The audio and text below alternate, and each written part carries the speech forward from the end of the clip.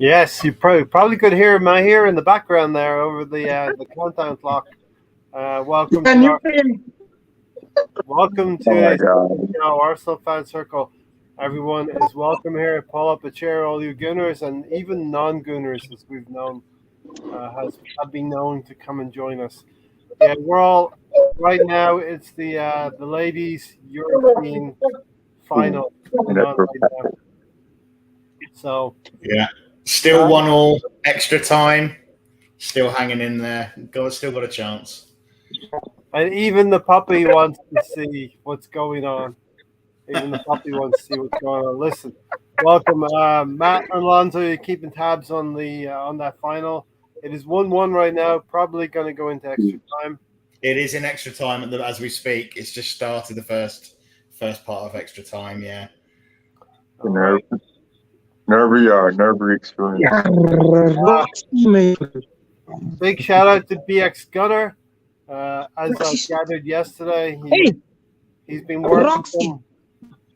working some hours this weekend. So great of you to spend some time, BX Gunner, on your time off this weekend with us. Calm down. I'm gonna have to go off quickly. Hold on one second. Okay. I don't know what was happening there. Something odd. Some issue with four-legged friends. You know what I mean? Right? We ready to go? We're ready to go. Looks like Arsenal's ready to go as well. Matt. So yeah, Matt and Alonso, let us know if something happens in the ladies' final going on. England, Germany at Wembley. That hasn't happened before, right? No.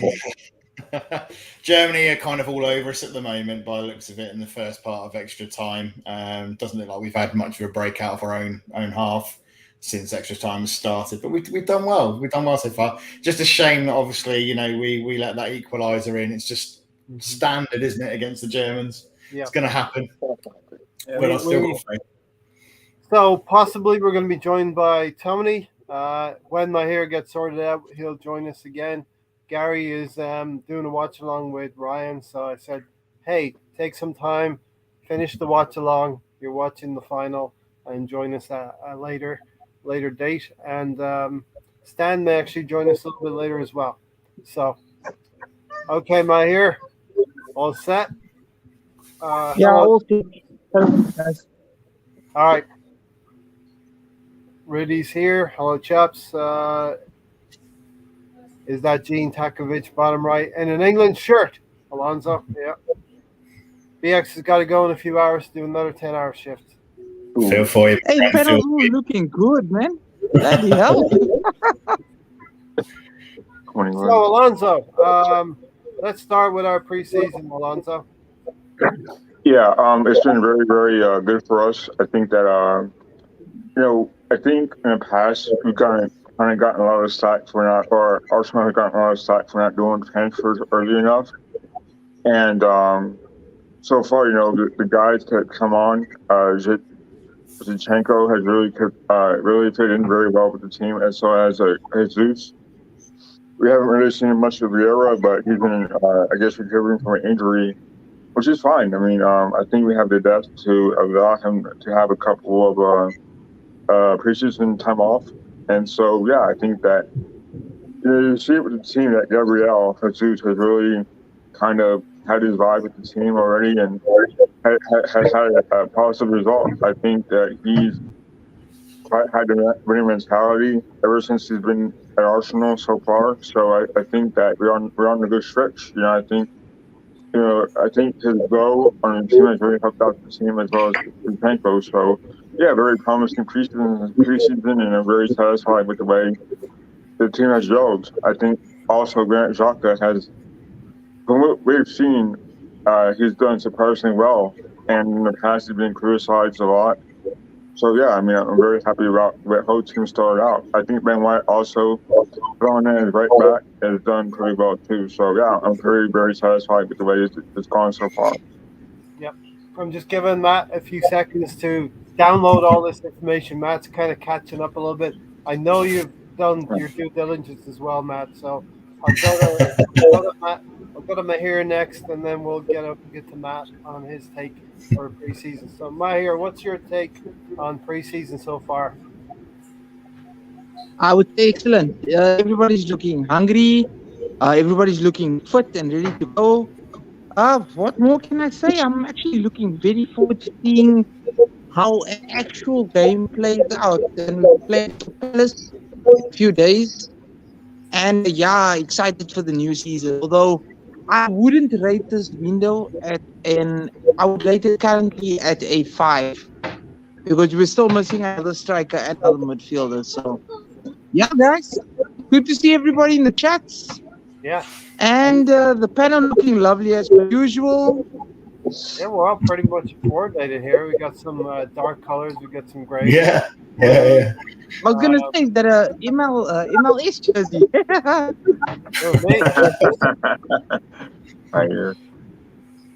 Listen, hi Lacazette. Good of you to join us as well. So, yeah, Matt, as Alonso and Mahir sort of talked about, we really closed off the option for fullback situation. Jack has been playing quite well. Now, for me, and Mahir referenced the window as well. Rating our window, he puts it at a 5. I think that's possibly, I could agree with that, 5 or 6, because we need to get some going. Don't disturb Mahmoud right now. I'm on the podcast, okay? Yeah, so we need to get some outgoings going out, and we need to also, for me, I want Xhaka to be helped in midfield as well, Matt. So, what's your take on all of this? Yeah, it's been an interesting window. I'm not sure I'd give it as low as a 5. I think I agree though. We've got plenty left that we still need to do. We do still need a defensive midfielder. I think we still do need a second striker. And possibly right back, although I know Ben White can play there, and obviously we have got quite a lot of flexibility and versatility on our defence at the moment. So we've got options. I'd probably give it a good solid 7.5 at the moment. I think if we were to go and grab an probably bump it up to a good 8 or 9. But there's been a lot of business to do. But I think our pre-season has looked good. We've had some good results. I think it's about as good as you'd expect it to be, or you could hope it to be. Gabriel's hit the ground running. Has been on absolute fire. So if he carries that on into the season, then we're in for a treat.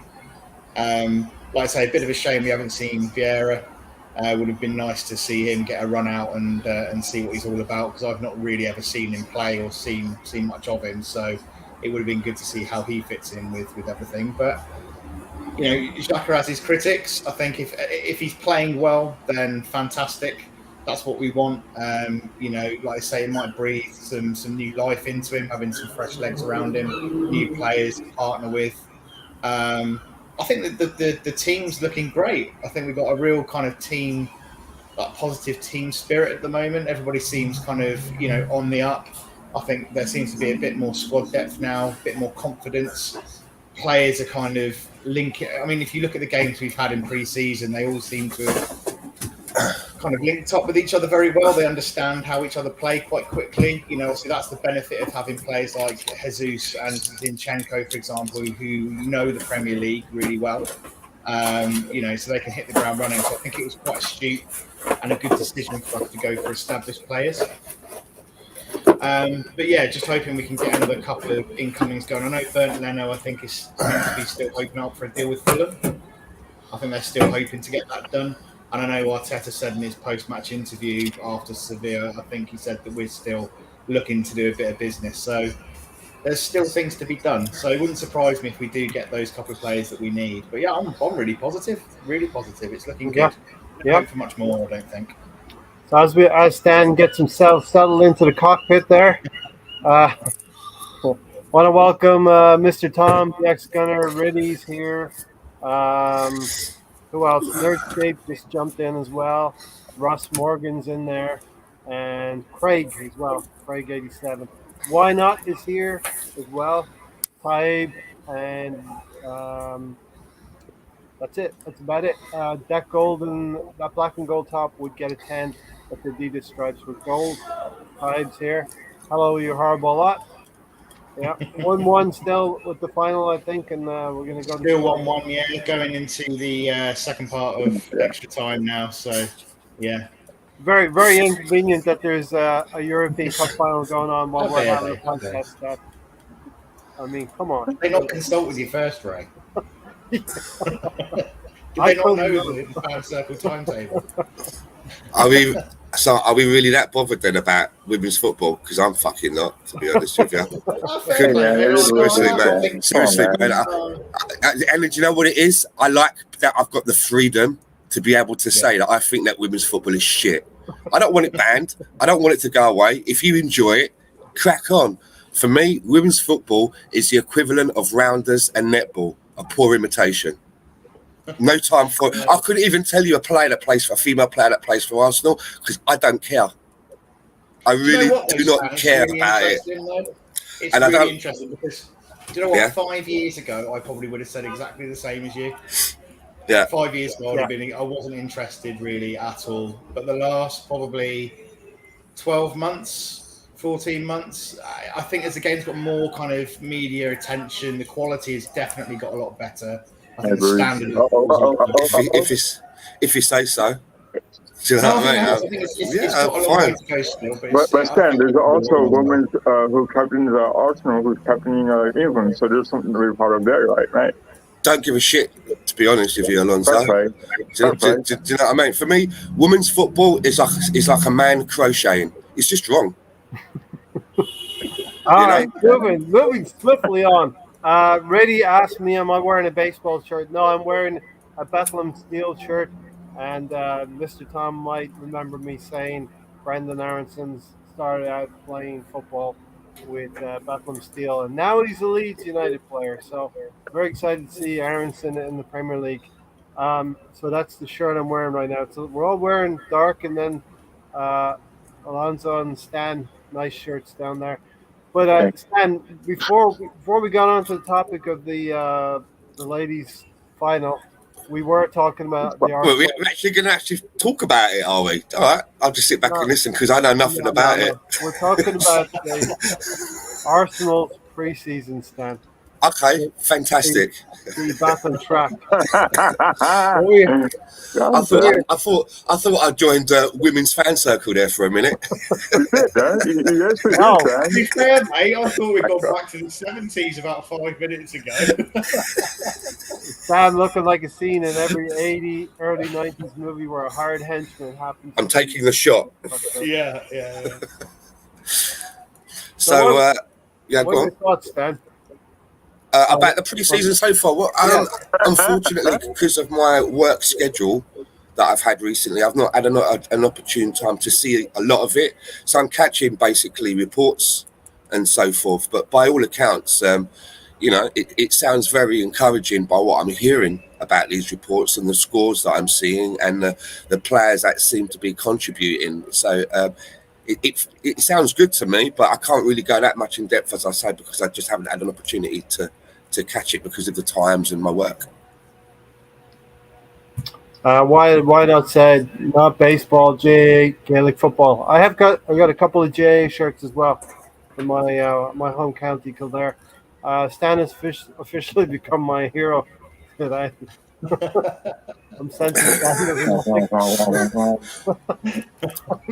And I tell you why I was so sort of like staunch about it, because it almost feels like if you just go onto Twitter and say, I don't really care that much for women's football, you literally get rounded on. It's like I have to like it. It's like I'm not down with everything if I disagree, and I like to disrupt the area. I don't want to like it, and the more that people tell me that I have to like it, the more I will push back. In fairness, Dan, that's about everything's like that on Twitter. If you have a positive comment about anything, Arsenal, let's say, like, listen, what is it Ty put up here? Ty's joking a little bit, maybe, right? But Ray, a title challenge next season, what do you reckon? LOL. I think we need to challenge this season. I think we need to be in the mix this season. You know, why can't we be in the mix this season? Because we've got a pretty decent start to the season. You know, any takers on that? I think we'll still be pushing for third. I think we've got a strong enough squad for that at least. Yeah, I think it's consistency has to be the key next season, which is what let us down the previous season for getting to where we wanted to be. All right. Apparently, there's been a goal. It's clapping, and I can just see an England corner. Stan, Sir, look at the start to our season. The first 8 games: Palace away, Leicester at home, Bournemouth away, Fulham home, Villa home, and then we go to United away and Everton at home. Yes, 2-1 England. Sorry, Brentford away. 2-1 England. You know, if we're not either top or very, very close to the top of the league after 8 games, I'll be very surprised. Well, I know, right? I don't think that will happen because, sitting from the preseason, I think Jesus is determined to be a winner at Arsenal. I think that he has that flair about him, and it kind of, has come on the team very well. Like Xhaka has been doing well. Luka Martinelli getting assists. I think that there's a certain part of being a winner coming on to a team like Arsenal. Like Stan was talking about, we need a guy, or we need people playing for Arsenal who have won at previous clubs, like Man City have. So I think now we have winners on our team, and Real is a winner too at Porto. So it's important that we have these winners who know how to win, and hopefully that will kind of help out our younger team, because we are a young team still. So I think we have to value Gabriel Jesus and Shevchenko's veteranship, I guess, or leadership values coming from winners in Man City. So I think it will help out a lot. And I think Jesus has talked about bringing a winner mentality to Arsenal. Yeah, I couldn't agree more with what Alonso says. I think the 2 lads that have come to us now from Manchester City, the experience that they've had winning titles could prove so invaluable to us, especially as you get to the sharp end of the season where we're sort of maybe a few points off of where we want to be. They could make the difference because they've been there. They know what it takes, and that could be so invaluable lesson to pass on to the younger players. That's what we've been missing, isn't it? Really, we've missed that in the dressing room. That little bit of nous, a little bit of experience. That elite mentality from clubs who've actually been there, won a load of trophies, been in those positions in finals and semi-finals, and gone on to do big things. With that setup, that's invaluable. When you got such a young squad as well, that's brilliant. And when and at the end of the day, when they're 2 really top quality players as well, who are very highly rated, you're winning, aren't you? I mean, Zinchenko, they've all ranted and raved about him. I mean, all of his other players and his squad mates all speak very highly of him. I know technically he's got a lot of admirers. Jesus, well, look at how he's been playing in pre-season, straight off the bat. Didn't need any warm up, did he? Just got straight in, banging goals in for fun. Yeah. So I think we're going to have a really good time watching Arsenal this season. But like I say, it's keeping people fit, and like Stan says, it's consistency. It's going to be a lot of fun watching Arsenal this season, and I think I have it up here on a banner. We have to win more games than 22 and lose less games than 13, for instance. But for me, we're going to be in the mix at the end of September. We have to be in the mix at the end of September because we have one of the easier starts amongst the top 6 in the league. Palace away from home, Matt. That's going to be the acid test again. It gives me. I've prefaced this before. It's similar to Brentford away from home. It's a London team. It's a banana skin. Somebody talking about a banana skin, and the lessons are all there to be learned from last season, Matt. Definitely, we had a test against them last season. It's not an easy fixture away from home, like you say. London side, they can cause teams problems when they want to. Yeah, I think it's important that we get off to a good start. We don't want to see what we saw against Brentford, although there were some issues surrounding that game where we didn't have everybody fit, etc. So I think we're in a little bit of a different position this year going into the season.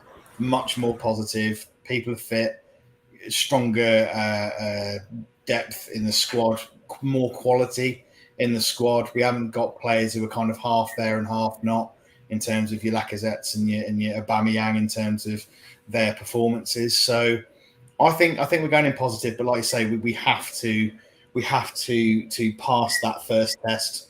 You can't go into your first game and go straight off the bat with a loss. It wouldn't really be a fantastic thing. It wouldn't exactly give us confidence, would it? But no, it's a good test. Yeah, Alonso, you had something to say there?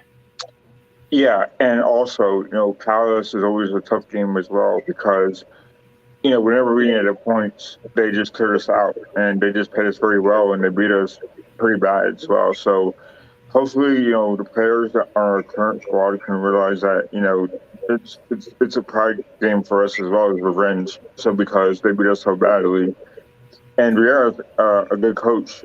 He's coaching a good team. So, there's that factor as well. The first game of the season is not going to be the easiest. So there you go, play them very well. And is that game away or home? That's away, right? It's away from home. That's it's even harder. So, for some reason, Palace have always played us tough.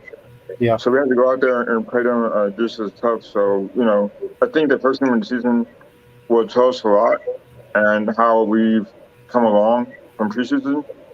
So preseason only gives you what we want to see as fans, right? But whenever the first game comes along, then that's difficult, I guess, So.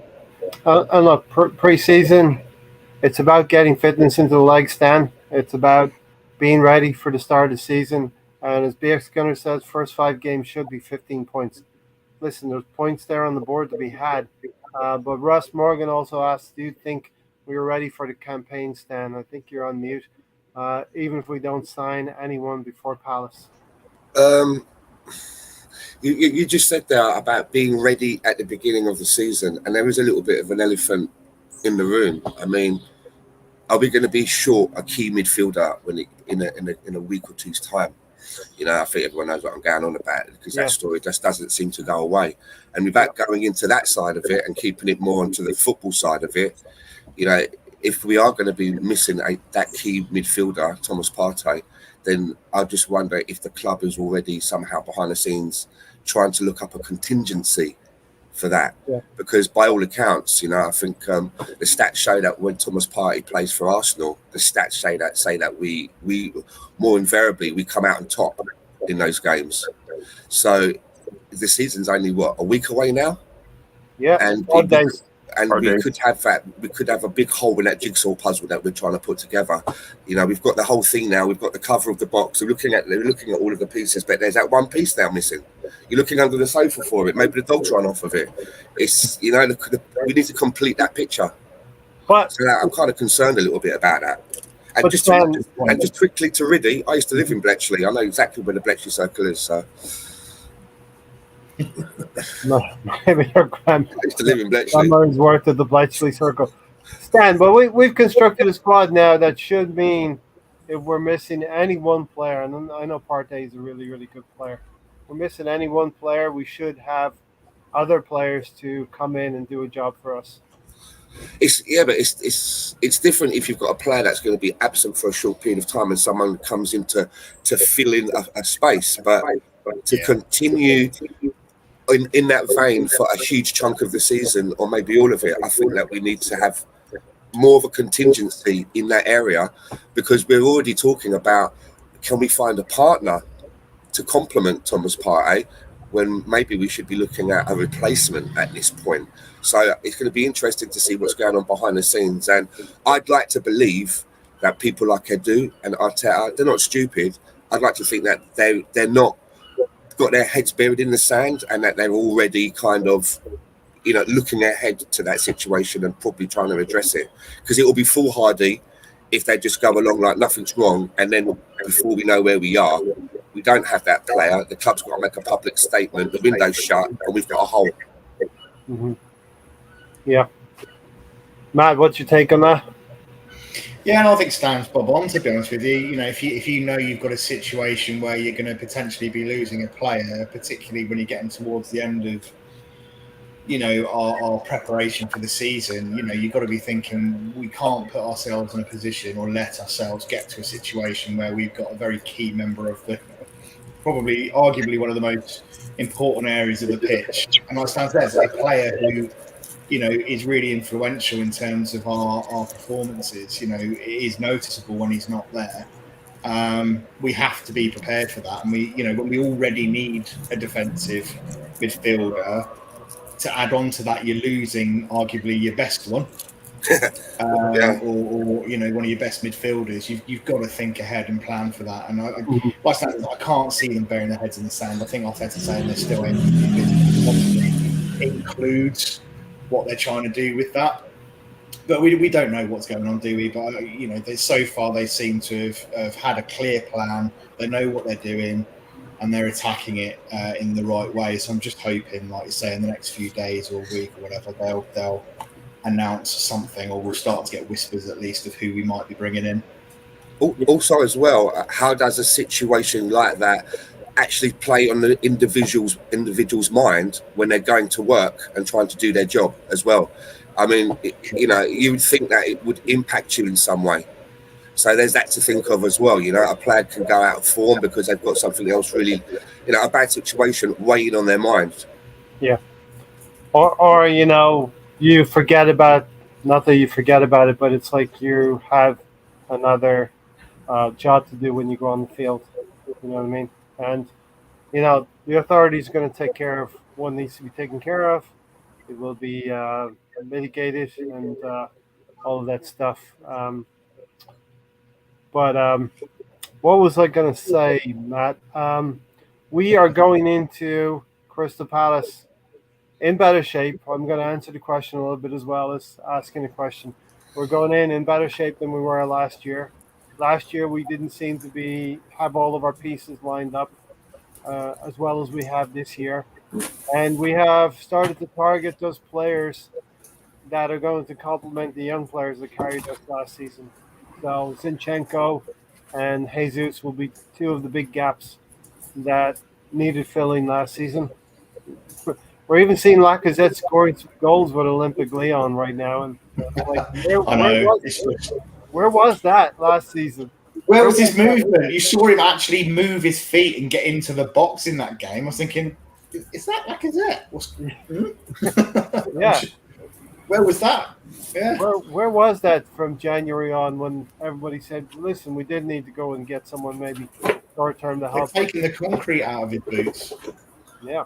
I think it just goes to show you that if a player is miserable or not happy where they are, you're not going to get the best out of them. I know we say, well, you know, they still know how to kick a ball and, you know, get into the right positions, but you can see it happens a lot. Right? Look at Aubameyang, you know, the same thing. His form when he went to Barcelona at the beginning, he was, you know, he was going through a purple patch, but he couldn't score for toffee for us.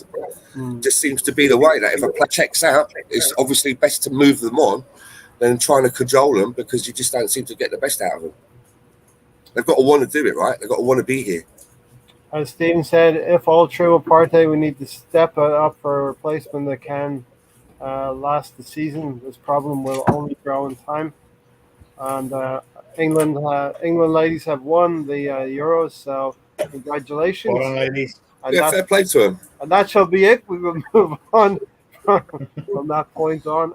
Well done to England ladies. BX Gunner says, we have a star striker, Stan. As Matt said, banging goals in for fun. 7 goals in 5 games for Gabriel Jesus. I don't want to poo-poo on that, but I just always remember a pre-season. I can't remember how long ago it was, but in this particular pre-season, I remember Eddie Nketiah was banging in goals for fun. It was one pre-season, and then when the season started, I got all excited, and it just didn't seem to translate. But I'm sure that Gabriel Jesus is maybe cut from a different cloth. So as excited I am about some of the results that I've heard, for me, it's all about when the league starts proper. You know, players have different mentality when you're playing for real, I think. So, as well as, as I say, as well as I'm happy as I am, and he seems to be fitting in perfectly, let's see what happens when the whistle blows for the first real game. Yeah, Matt, just to summarize, I think it was a 4-2 win over Nuremberg. Gabriel Jesus got 2 goals in that game. Eddie and Katie scoring also. 1 goal versus Everton in a 2-0 win for Jesus. We beat Orlando 3-1 in what was a weakened side, but all players in the squad getting minutes into the legs.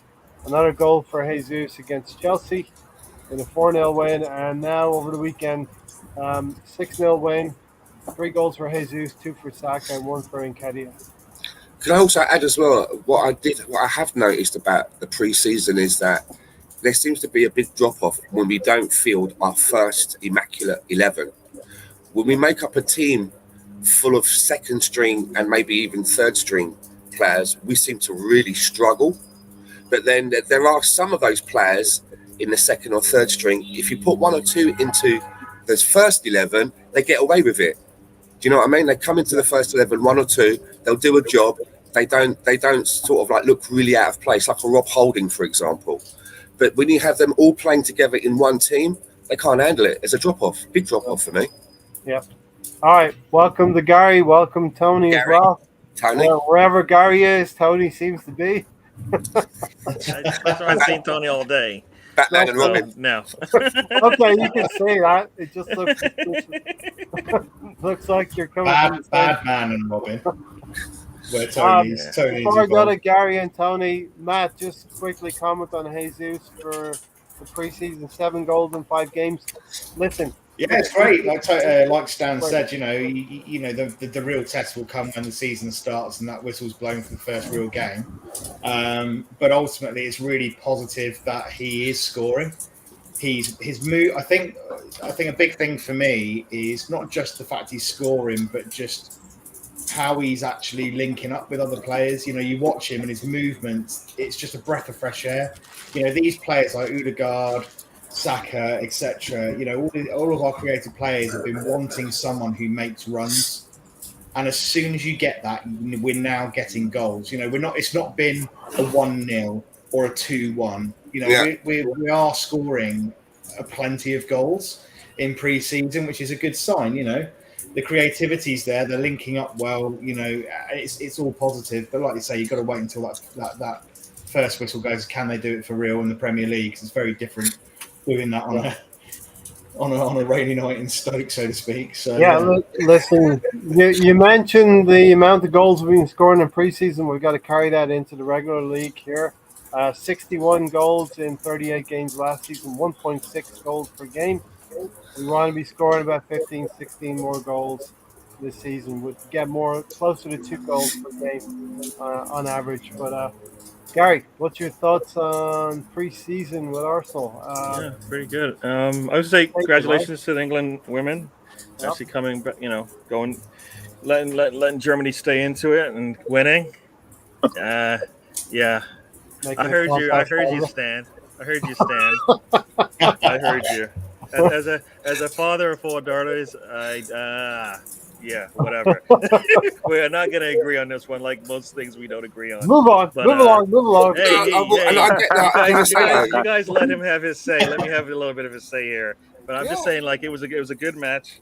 I mean, England, I think should have finished them off in the 90 minutes, but they who were the opponents? Close. Germany. Germany was missing their best player. I mean, I think the last two matches,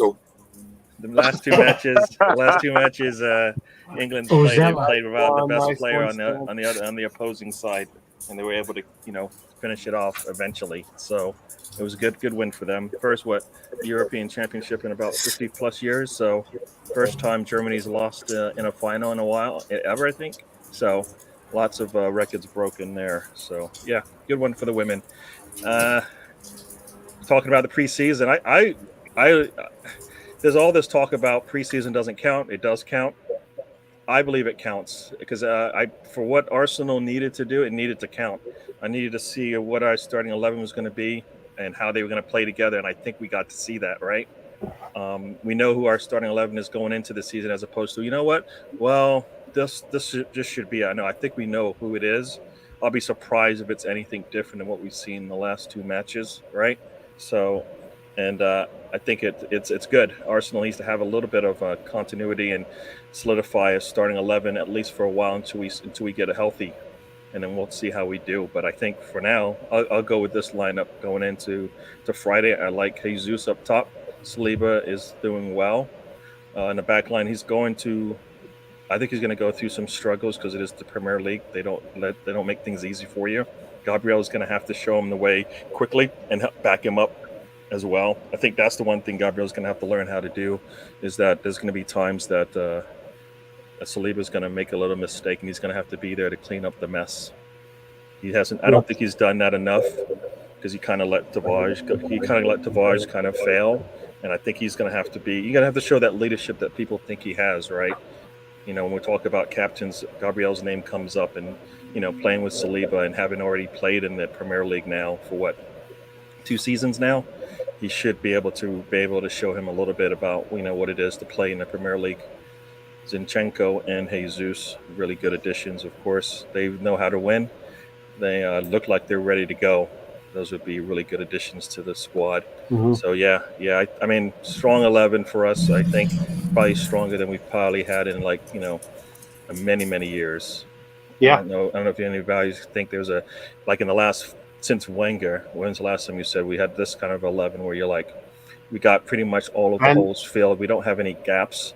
I mean, we do have one gap, but I won't get into that. But well, if you were listening to Stan, you would have heard that as well. You have too many holes, Gary. If you spend $500 million. No. But I mean, I just feel like we've got enough around the hole, right? It's like a donut, right in the middle. Can I just ask Gary a question? Can I ask you a question, and Gary? Yeah, go ahead. We were talking about Thomas Partey, obviously not the actual situation, but more on the football side of it. Yep. Do you think that if something untoward does happen, and for whatever reason he can't be in the team, do you think that we've got enough to cope for a sustained period of time?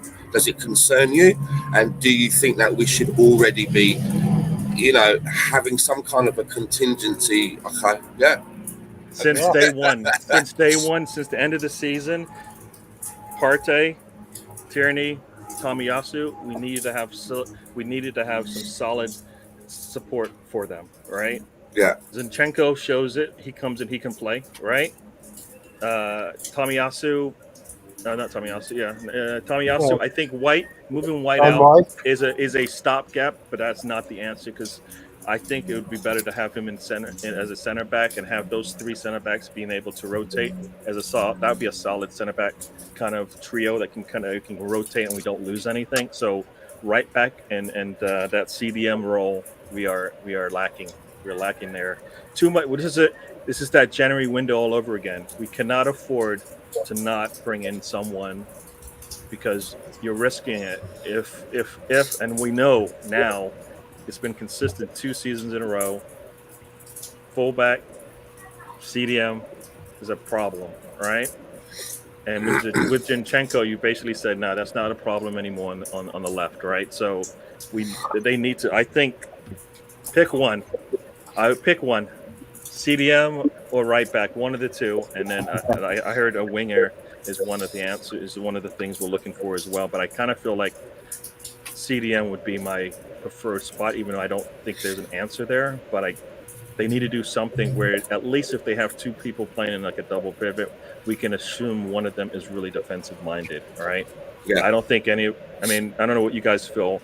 Outside of El Neni, I don't think any of our midfielders right now are defensive minded. And El Neni, I think he is definitely the break class and not a stopgap until Partey comes back kind of thing. So I kind of feel like. Well, right now, El Neni's back up to Partey right now. Yeah. No, he is, and that's for me. That's the scary part, because I kind of feel like we still need better than El Neni.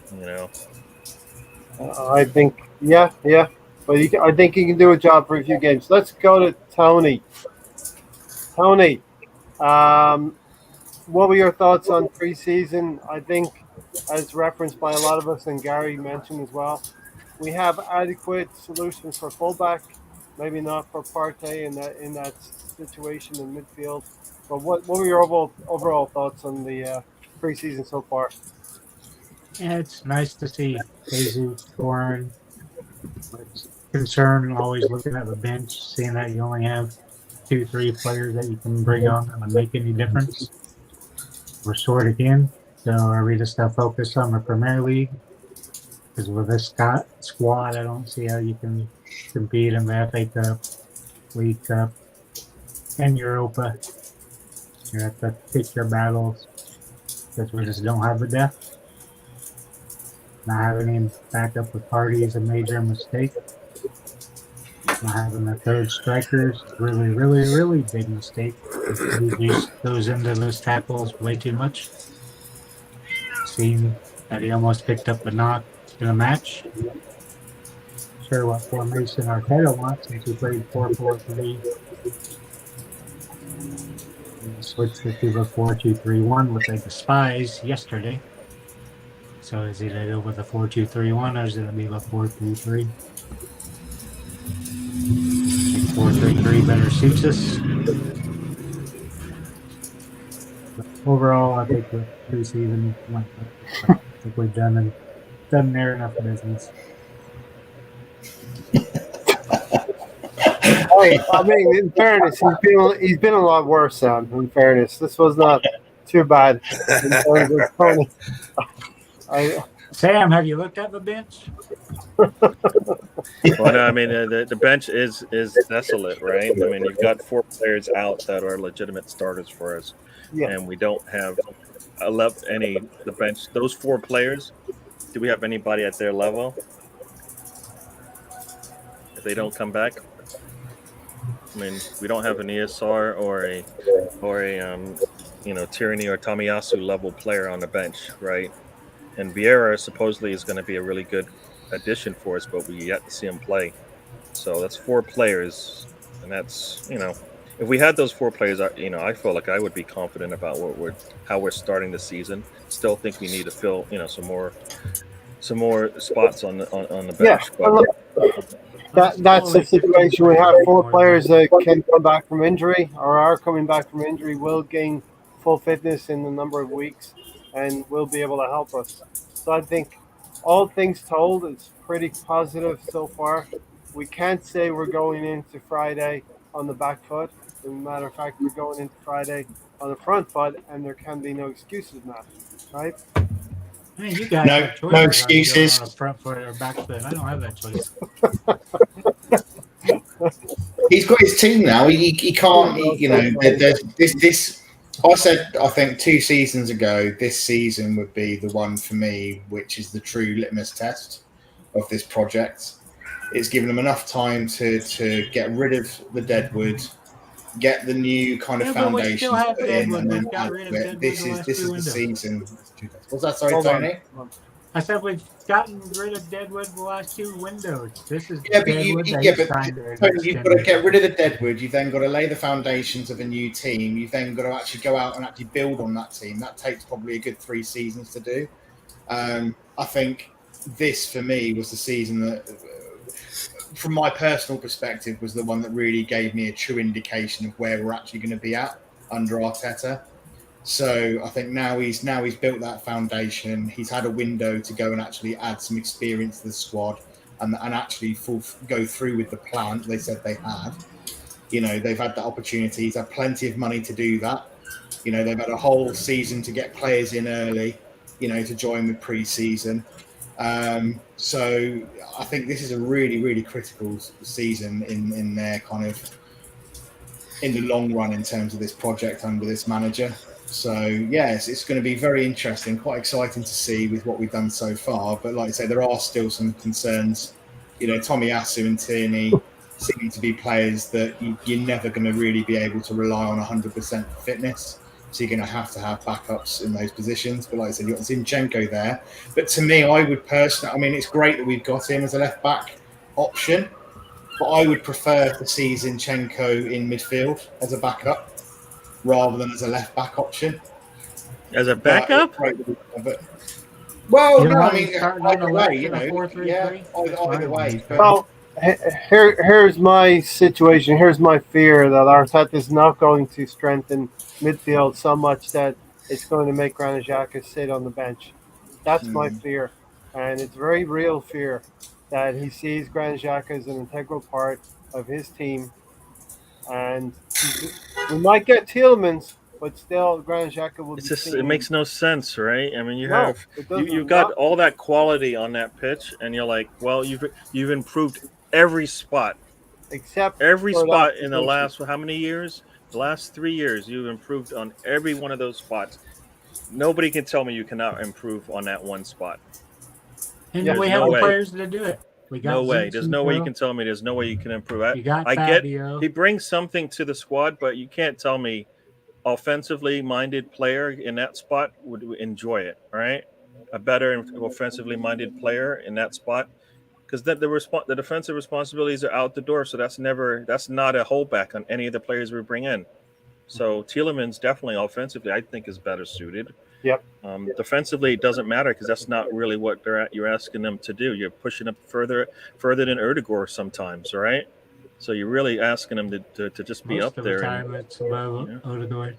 Yeah, so Stan, I want to bring you in on this, Stan. I can't believe that Arteta is going to bring someone in over Xhaka's head and have Xhaka sit on the bench. I don't want to see it happen.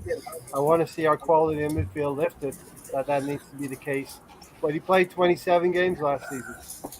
The only chance, I think, is for you to get your wish, and for a lot of us to get our wish on that Xhaka thing, is that when he is rotated or rested, whoever comes in does enough so that the manager has to think to himself, oh, actually, maybe I should be sticking with this player more often than going back to Xhaka.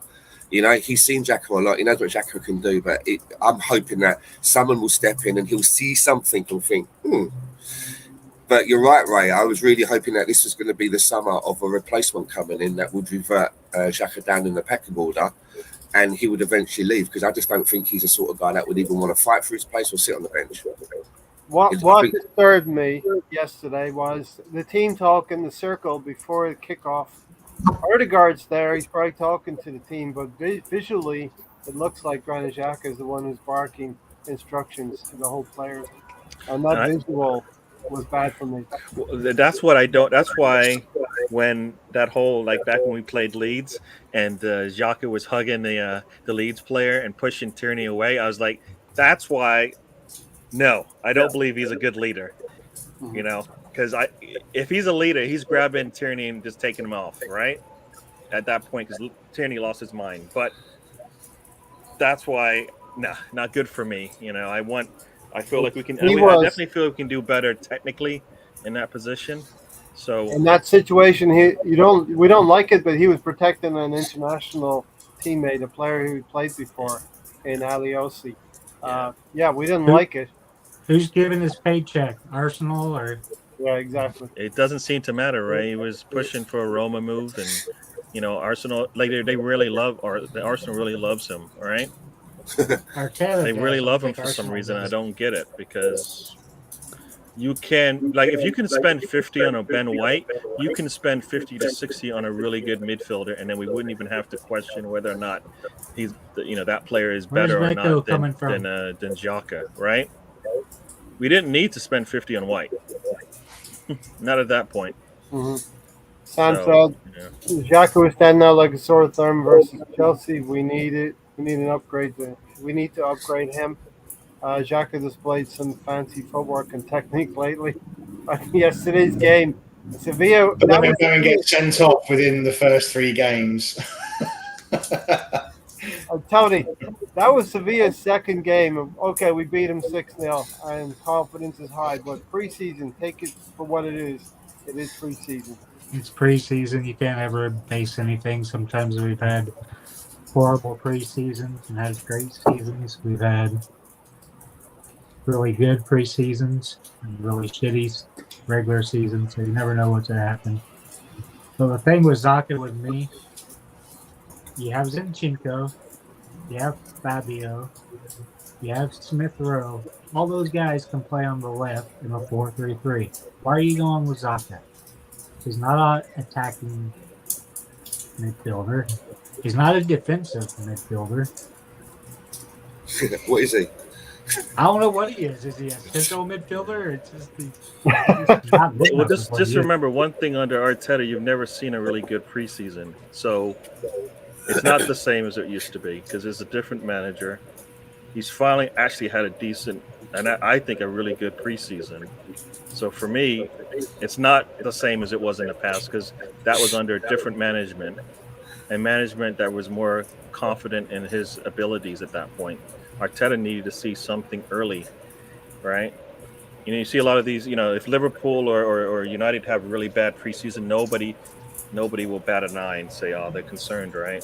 Arteta can't do that just yet. So I kind of look at the preseason. You come in looking like that. That's good for Arteta. He needs that. He can't come into the season going, "Well, I think these players are going to do it." No, he needs to know these players are going to do it, and he's seen it. He's seen it. Sam talking about Granit Xhaka, his record for cards is terrible. He has more mistakes directly leading to it. He doesn't even do double 2 yellows, does he? He just goes in for straight reds as well. And he's missed games as a consequence of it. He does miss games. And never got disciplined by the team for it. Not only that, he's conceded a penalty or two as well in the season. So, you know, he says that's just the way I play. Which are you serious? He's not changing. You're telling me you're a leader, right? The players are supposed to mentor these young players. You go in with a harsh challenge, you get a red, but that's just the way I play. No, you made a mistake, right? You can say that. Everybody wants to hear you say that because that's actually the truth. Gary, just like he said when he told the fans and it's my fuck off. He said it was their fault. He didn't take any blame. They made me do it. So go ahead, Matt.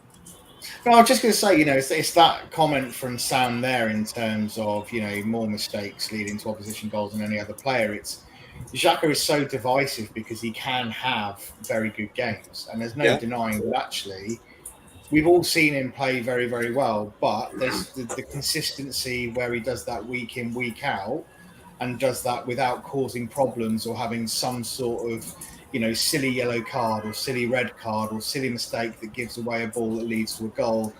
You know, yes, players make mistakes, but he tends to be one player that sticks out like a sore thumb, you know, in important key moments or key games. It tends to turn things for the worse for us.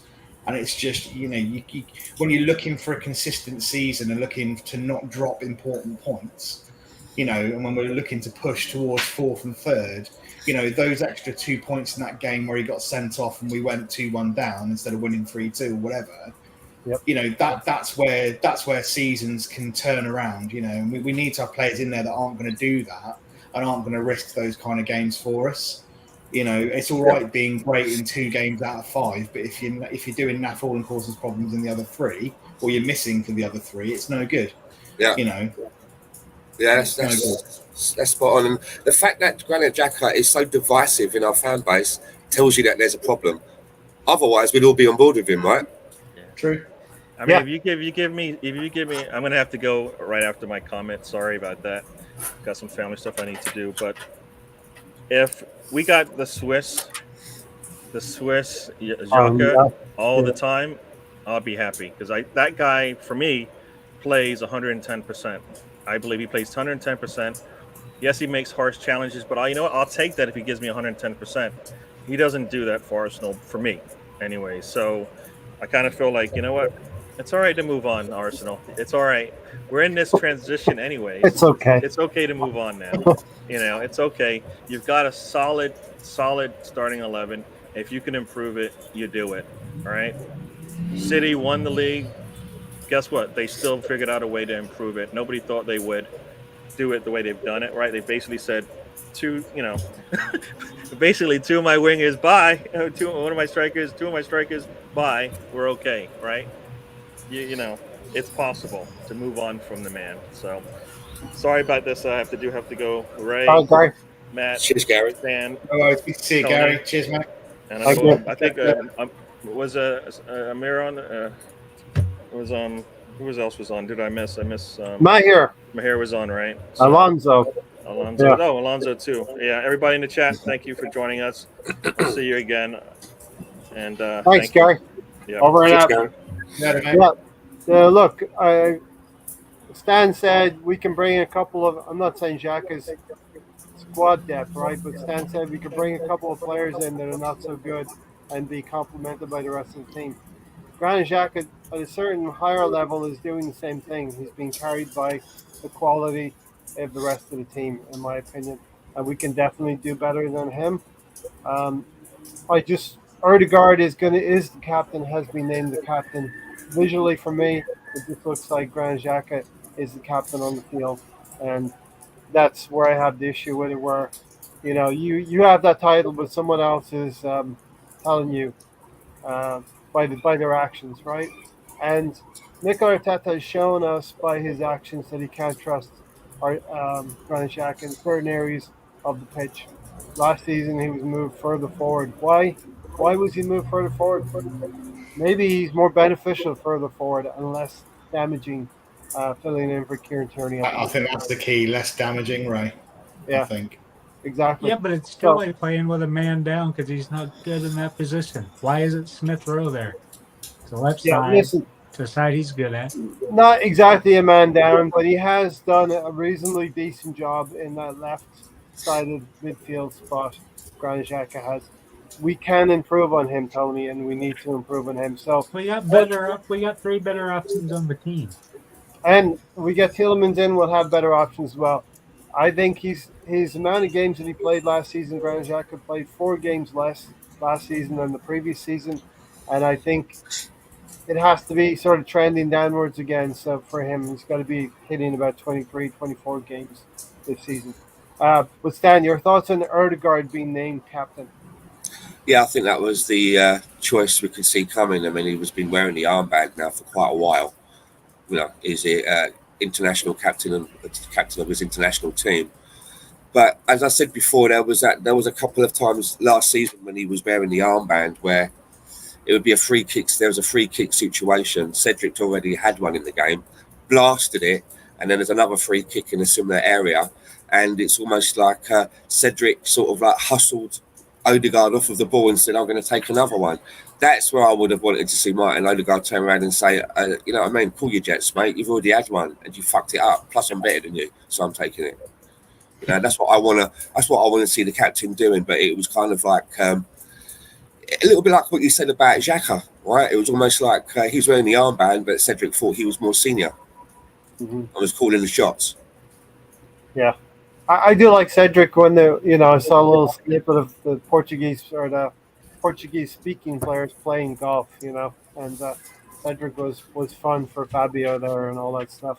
Yeah. All this Arsenal talk is great. What about the Kahoot? Kahoot's coming up in roughly about 25, 30 minutes. So Mr. Tom's up in his loft as we speak, dusting off his encyclopedias. Yeah. Today it is a odd one out. You have to pick the odd one out in I think 10 or 11 questions. So do get involved. There's going to be 10 spots here for everyone.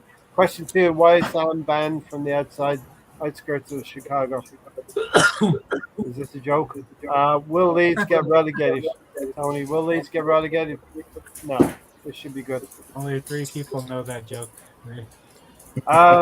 Matt, chime in on Erdegaard captaincy and then bring us into the Tavares loan.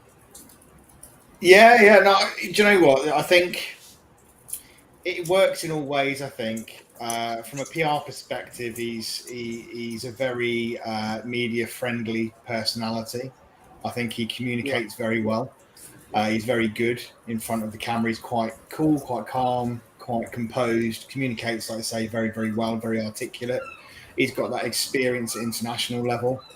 Not all leaders have to be screamy, shouty leaders. I think sometimes you get, leaders who lead by example, and I think Odegaard is exactly that. He's consistent. He performs at a high level every time he plays, and he probably has that calming influence on the team as well, which is sometimes again what we've seen we've needed at times.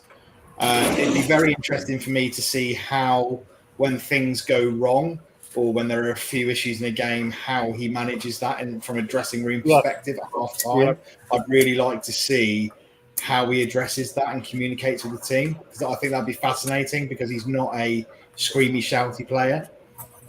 So it'd be very interesting to see how the other players respond to him and how he reacts to get something out of his colleagues. But yeah, no, I think it's a wise choice. I think it's a fairly sensible one. I think it was one we probably all saw coming. Like Stan says, I think he's worn the armband a few times now. So, but like I say, I think the whole Xhaka, and coming back to the assembled point of, does he have too much responsibility? I think it can be a bit conflicting. I think if you've got a Xhaka who's very well respected by the manager and is given almost like a secondary captain role, does that undermine Odegaard a little bit? How does that work? You almost need to have a very clear leadership structure. Is he the vice captain? What's that? Sorry? Do we know who the vice captain is? I don't know, but I think you need to have. I think I would assume it'd be Gabriel. You need to have a very clear hierarchy. I don't believe in this leadership circle rubbish. Yeah. I agree. It's good to have vice captains. It's good to have people that can step in. It's good to have people that can contribute. But I think you need to have one clear leader in that dressing room and on the pitch. Yes, you have other players that can take on responsibilities, but you don't want that conflict, because I think that can cause problems. So it'd be interesting to see, because like you say, Xhaka does tend to have the trust of his managers, and he is almost seen as a leader without being given that officially, if that makes sense. So I just hope that doesn't undermine Odegaard's role in any way, but it'd be interesting to see how that works. But I think it's a wise choice to have Odegaard there. Yeah. You mentioned something that can be leveled against Odegaard a lot. When the game is not going our way, can he turn things around? Can he inspire the team? Can he rally the team to do that? And well, that's the thing, isn't it? Has he got that in him? And I think that's going to be the test, isn't it? That's where I'd love to see in that change room at half time, not in the games that are kind of going your way and you just need another goal, when it's really gone downhill and you really need a push in that second half, or someone's got sent off, or something, or things are really kicking off, how he manages that as a leader in that dressing room and how he gets a hold of his team. Mm-hmm. That's going to be really interesting. That's why I think it'd be great to have another series of, this all or nothing. Now we've got this group together. I'd love to see another one now with this team as it is. I think we have to get the cameras out and get some trophies in. I'd gladly trade cameras for trophies now. Didn't Aubameyang have a relaxed attitude to the captaincy also, Matt? I don't think you can compare Odegaard with Aubameyang. They're probably polar opposites, especially in terms of the times that they're going to be there, ready to go, training and being professionalism, right? Yeah. I think Odegaard can be professional when the whistle goes off between the 90 minutes. But no, Aubameyang can be professional within the 90 minutes. Odegaard can be professional 2-3 hours before the game, 2-3 hours after the game. I think he embodies what Arteta wants from his team, doesn't he? In terms of his morals, the kind of the spirit he wants his Arsenal team to play to. I think Odegaard probably embodies that professionalism most out of everybody, I would have thought. Yeah. What are you cooking, Stan? It's Food Network here, Stan. I'm literally trying to figure out how to. My missus is away, right? And I just realised I don't know how to use a fucking microwave. I was literally trying to work out how to use it. But he put it on for 20 minutes and it'd been on default. Stan is learning. We always need to learn something, Stan. And today you're going to learn how to use the microwave. Make sure it's either that or fucking starve, right? Stan, do you have a fire extinguisher in case things go south? Listen, Tony, Tavares has gone to Olympic Marseille. He's going to be on a year. Yes. Good move for him, right? What? Good move for him, Tony. The problem is he's still a wing back, playing with a back three. He's going to learn. We said this last time. He's going to be playing in a 4 just as much as a 3. So he's going to learn. Kind of do both. I'm not sure what they're going to do since they lost their central defense to midfielder. Yep. I don't know if Guendouzi's going to take that role or they're going to try back three more than they did last year. We wish him well. We hope he's going to be a better player coming back to us. December said, tell him next season. Listen, if he hasn't improved, if he's not going to be a part of the team moving forward, then definitely. Tavares. Well, Matt, it does beg the question: where do you rate the left back position? Is it Kieran Tierney your number one, or is Zina? If he's fit, Tierney for me every day of the week. I think after that, it's kind of ropey ground, or I think we're slightly less ropey ground now. We've got Zinchenko. I think I'm actually quite confident now that we've got a fairly solid option there. Tavares didn't really fill me with confidence. It's a bit of a shame. Like I say, hopefully going on loan will sort him out. Either way, we'll find out whether he's going to mature and turn into the player we want him to be, or it's a case that actually it was just a bit of a gamble and it didn't pay off, and it happens in football. But there you go. But I think left back I'm fairly confident with. Right back, like Gary said, we've got stopgaps, but I'm more concerned about that right back option, really. Yeah. Because Tomiyasu, fantastic. Again, a bit like Tierney, absolutely 100% first choice. But if he's not fit, Cedric, not for me. Then you're looking at maybe Ben White, and that's not really a long-term option. So I think that right back position probably needs filling more than the left back side of things. So I think we've got that fairly well covered. Yeah. But yeah, right back for me, I think is something we probably should be looking at, trying to do something with anyway before the window shuts. I think I should have the fucking. Stan, can I just say one thing, Stan? Don't put nettle in the microwave, okay? I know that, but I'm just thinking maybe I should have the fire department on speed dial just in case things go sideways here. Yeah, let's just give a fire scene. I think I know what I'm doing. I think I know what I'm doing. I've seen the missus do this a million times. I think I know what I'm doing.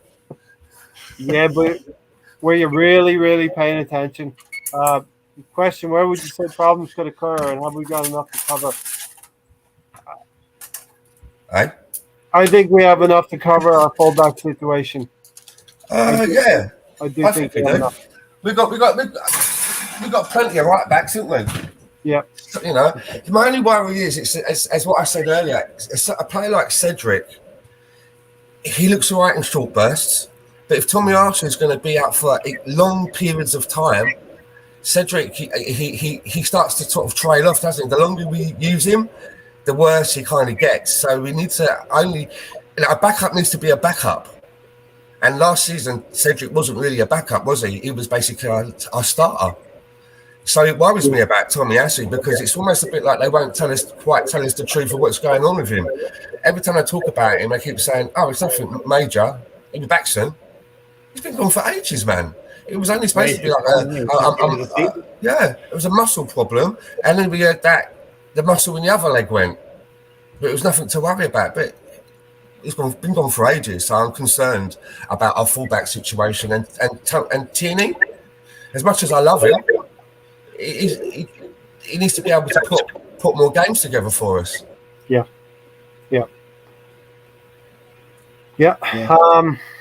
Tierney needs to get more than 20 games. So it was a low 20s for Tierney. It was a low 20s for Tomiyasu. I'm feeling a little bit more confident about Tomiyasu than Tierney, to be honest, in terms of him coming from the Serie A and adapting to the Premier League. Kieran Tierney, we shall see. He needs to be more. He needs to get more games. Tony, you're their muscles, Ray. They both have crappy muscles. All been muscle injuries. Doesn't matter where they played. Listen, it's all the Kaiser and battered Mars bars in Tierney's diet. We are going to play a Kahoot game in about 10 or 15 minutes. It is odd one out. Download the Kahoot app. It's completely free. It's easy to enter. and you can play through. Run, Stan, run! It's gonna explode. It's a color coded choices. I think it's red, blue, orange, or green. In terms of what you pick, and there'll be 10 choices to go from. Stan is now a safe distance from his microwave. I've got the oven on there. Uh-oh. I've got old school. Stan's on one today. Yeah, Stan is cooking something for us today. I don't think we'll be here long enough to see what it looks like at the end of the day. But you should have gone Blue Peter. Here's one he made earlier. Make a marijuana brownie. Stan's in about an hour from now. Stan's gonna be like, the missus usually does this quicker than me. Why is it taking so long? I thought surely I could do a bacon sandwich about fucking it up. I think Sam. I think you're right. I think he's probably about a few minutes away from doing that. Listen, the other thing then, Matt, how do we overcome Thursday, Sunday games? You know, we're going to be going into the Europa League on Thursdays in September, and we're going to be playing on Sundays, especially in September. August, we get a pretty decent start of it in August. I think we're probably still slightly short. It's better than it was, but like I say, you know, we were only playing really one game in one competition pretty much for a lot of the season. So, I think we could probably just about make do with what we're doing at the moment and get by. I think we've got the good thing about the squad at the moment is we've got a lot of versatility. I think if you look across the squad, we've got players who can play in multiple roles, which is very, very helpful. So I think that we've been quite smart there. And I think that's a purposeful thing that Edu and Arteta have thought about, is that actually players can rotate into multiple different positions for coverage. And that's a smart move. So I think we can probably do it. I think what Arteta's going to have to learn to do is actually use those players. Mm-hmm. Last season, the likes of Pepe rotted on the bench when how many times could we have used him and given Saka a rest? So, yeah, I think he's going to have to learn how to rotate his squad properly. And I think there's probably, as a manager, there's probably a bit of an art to that, in terms of managing the squad across multiple competitions, and he's not really had to do that properly yet. So it's going to be interesting, but using that multi-utility role players that we've got is probably going to be very useful to him. What I want to see this coming season is, we saw the Charity Shield yesterday, and we want to be involved in Charity Shields again and not Emirates. Hold on. Was the Charity Shield yesterday? Yeah, Charity Shield was yesterday. Liverpool won 3-1 over City. And what I saw was Jurgen Klopp inspiring his players on, and Arteta's got to be that kind of manager. Who won? Inspiring his players, winning games, and getting that winning mentality ingrained into the players. I think we're starting to get it with the acquisitions that we're bringing in. Zinchenko and Jesus, a great start. Players who know and who want to win. But that's what we need to do, Tony, moving forward. Arteta's got to drive those players on to win games and to want to win games when the going gets tough as well. Yeah, he has to be prepared, not take games off. Seen last season, Crystal Palace both times after international break, not ready. You've seen Newcastle, the Twins Champions League. Didn't look like the team showed up at all. So he has to get the team fired up, firing on all cylinders. He hasn't shown that he can do that yet. I don't know if he actually can. He can coach, but man, well, we're going to find out, aren't we? We're going to see behind the scenes. We're going to see what he actually does, right? Ain't going to be long now. And it's still be heavily edited. Yeah, let's see what goes up. I think it'd be a very interesting one. I'm looking forward to watching it, to be honest. I think that's going to be a really interesting insight. I think he'll prove a lot of people wrong about some of the thoughts about him, I think he'll show himself to be far more competent and wiser beyond his years and people give him credit for. But, we all know he's not perfect. But I think he'll prove a lot of people wrong in some areas. You know that there are people, right? especially his detractors and probably fans of other teams, they're going to find stuff to take the piss out of. Because I did with the Tottenham one, I found plenty of stuff to sit back and laugh about. So we've got to be prepared for that, and we've also got to be prepared as well that a lot of the shit things that have happened within the team over the last season or so are going to get dragged up again when we're just trying to put them to bed. You know, the way that certain players left and the way that there was certain players split the fan base and players being left out when people thought they should have been put in, and all of this is going to get brought up again.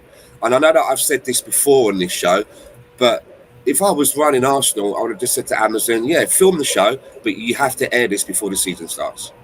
We don't need this distraction. We're going through a rebuilding phase at the moment, and we don't need to be bringing up all of these like ugly ghosts when we're just laying them to rest. So that's the deal. So I'm really surprised and I'm really annoyed. That's the biggest failing. Why does it have to be shown when the season starts? Why? The season ended for a couple of months. Why can't it be shown? Why couldn't it have been shown then? And then we let the dust settle. Let everybody go mad again on Twitter. Well, let them get into their twist and then let it die down. You know why, Stan? It's about the first 3 weeks. It's about numbers as well, and you know, in the entertainment business, during the summer you don't get a lot of people maybe indoors. You get people outdoors, and you don't get the numbers that you need. So Amazon have timed this perfectly. It's landing on the same time as the season Arsenal is going to be embarking on, and I think they're looking for the maximum amount of viewers, and it's pure economics, right? I've just dropped the Kahoot pin 869-8434 8435. Sorry, I'll say that again. 869-8435. Yeah, so listen, we'll see who joins in. Get 10 players in. Mr. Tom's first one in. It is about odd one out, and you have been asking for this to come back, so it's here. I'm very happy to see Kahoot come back.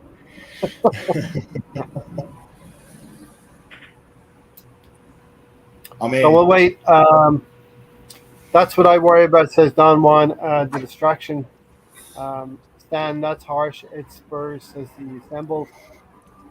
Shows your cup, Stan. That's Mr. Tom. Arteta for president. So we're going to play. Oh, yeah, okay.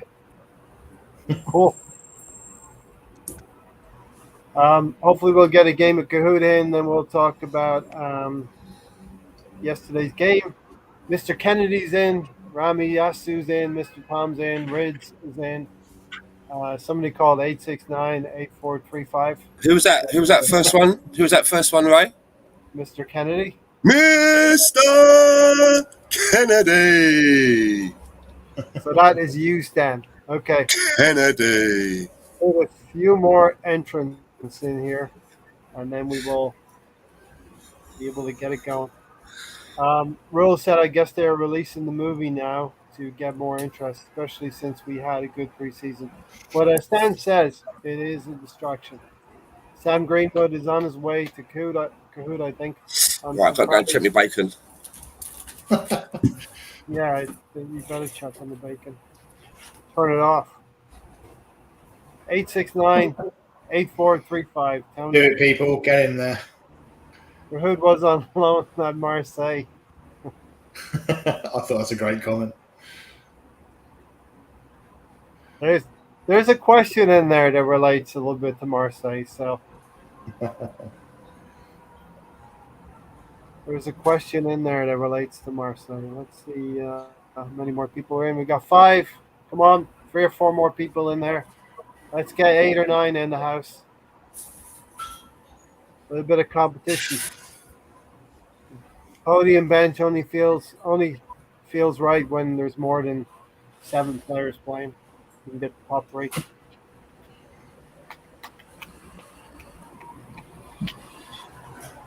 I think we've lost Dan. Oh no, he's back. He isn't on fire, is he? Nope. Somebody call Stumpy Magoo is in here. Listen, while we're talking about Stumpy Magoo. While we're talking about Stumpy Magoo. Well, no, Mr. Magoo. Help Tony get some money, raise awareness. Please. I'm going to drop a link in here at the end of the show. Go reference the link in the description and help Tony spread awareness or drop a donation for Tony. Okay, 6 people in. We're going to go in about 1 minute. Is this a preseason friendly Kahoot?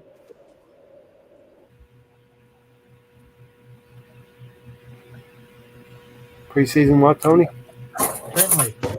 Is it a friendly? It's a warm up. It's a warm up. Ready? You ready to play, Stan? Yeah, man. Are you in? You're in the game?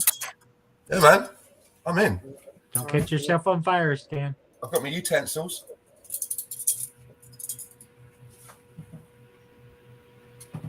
This is why we know he's got no air. He's burnt it all off, sticking his head in the microwave in the oven too often. We thought Stan was shaving all these years. Now he just it's not. It's been sticks his head in singed the off oven. every time he cooks.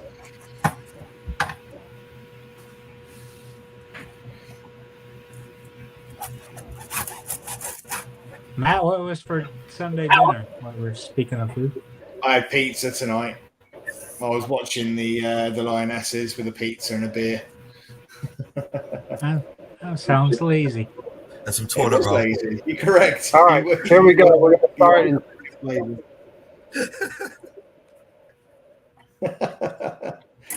All right, people, here we go. We're going to get started. First Kahoot back. It's a new season.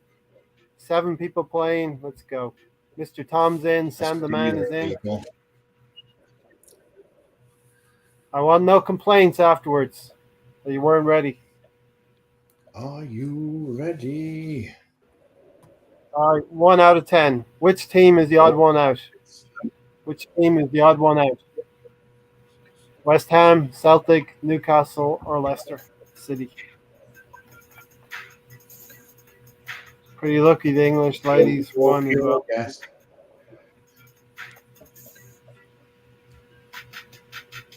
One more answer, one more person to answer.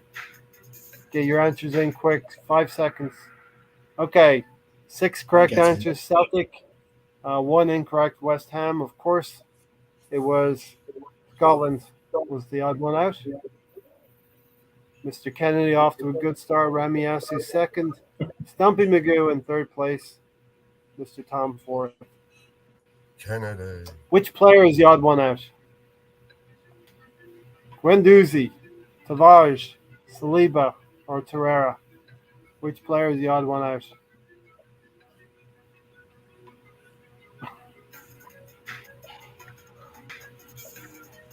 Sam was like, WTF. And Riddy's like, West Ham United. Why is it so slow? Okay. Yeah, mine's a bit.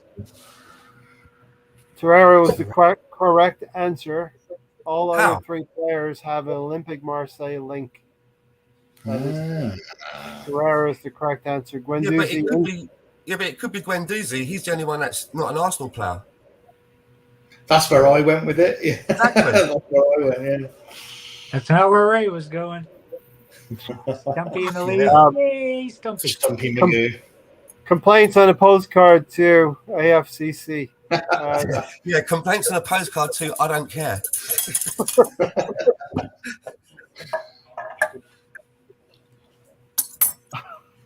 Sam already off to a bad start. Which manager is odd one out?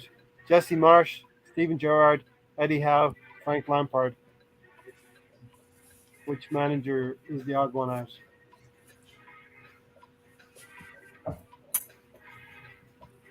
Jesse Marsh, Steven Gerrard, Eddie Howe, or Frank Lampard? I bet you Mr. Tom doesn't miss this one. You better not miss it. 7 correct answers. Jesse Marsh. Of course, he's not English, right? Oh, Sam is not impressed with your quiz so far.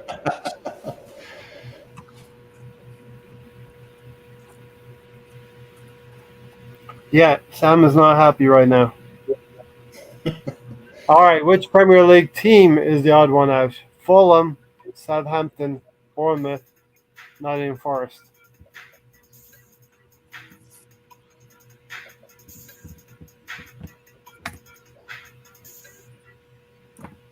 I mean, I'm right at least geographically. Promotion is the clue. Promotion. Oh, you bastard. Really? You cocksucker, Ray. Fucking hell. Southampton. Could be Fulham, Come on. though, right? It's the only one that's not in London. Fulham, Bournemouth, Nottingham Forest. Boo. Sam's right. This is a fucking shit show. Southampton is the correct answer, Mr. Tom. Don't hide how you feel, Tony. All right, so lots of complaints on this one. Which capital club is odd one out? That's an easy one, right? Giving you a clue here. London is the clue. Which capital club is the odd one out? I'm expecting 7 correct answers, and everybody feel a bit happier. The assemble's calling this a fiasco. That's great. It's a warm-up. It's a warm-up. It's a pre-season warm-up assembled. Wolverhampton Wanderers is the correct answer. Everyone got that right. Ramiasu up to 4th place. Stumpy in the lead. Mr. Thomas 2nd, and Rids is 3rd. Mr. Kennedy 5th. Kennedy. Stumpy's hopping right along. Which United player is the odd one out? Cristiano Ronaldo, Frankie de Jong, Harry Maguire, David De Gea. Which Man United player is the odd one out? Cristiano Ronaldo, Frankie de Jong, Harry Maguire, David De Gea. Oh, I think I know. Oh, damn. Sam. The quizmaster always gets heat. Okay, 6 correct answers, Frankie de Jong, because he is not a Man United player yet. Somebody picked an incorrect answer. Mr. Tom has a streak of 4 correct answers. Yeah, your fucking piece of shit ones, right? Stumpy's in the lead still. Stumpy could take home the trophy. Which Arsenal kid is the odd one out? Martinelli, Saka, Magalhaes, or Jesus?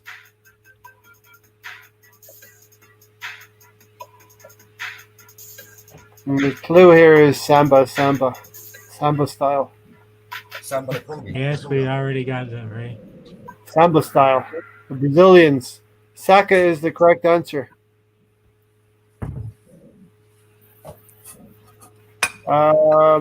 Tony's firmly in the lead still. Oof. Which Premier League nickname is the odd one out? Eagles, Seagulls, Toffees, or Magpies? Which Premier League nickname is the odd one out? Love it. Where the fuck do you come up with these gifts? Well, you got a correct answer, didn't you? The Toffees. The other 3 are some kind of creatures, right? Birds. Tony's in the lead. AFC Rids 2nd. Ramiasu 3rd. Mr. Kennedy 4th. Mr. Tom. Very poor, Mr. Tom. Very poor. ABC. Which team is the odd one out? ABC. ABC is your clue. Which team is the odd one out?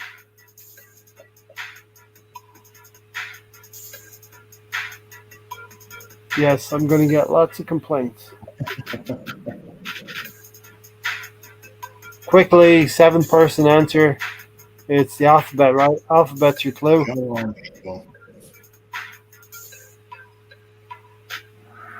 Six correct answers. West Ham. Somebody's got the hump and dropped out. Dissension among the ranks. Somebody's got the hump.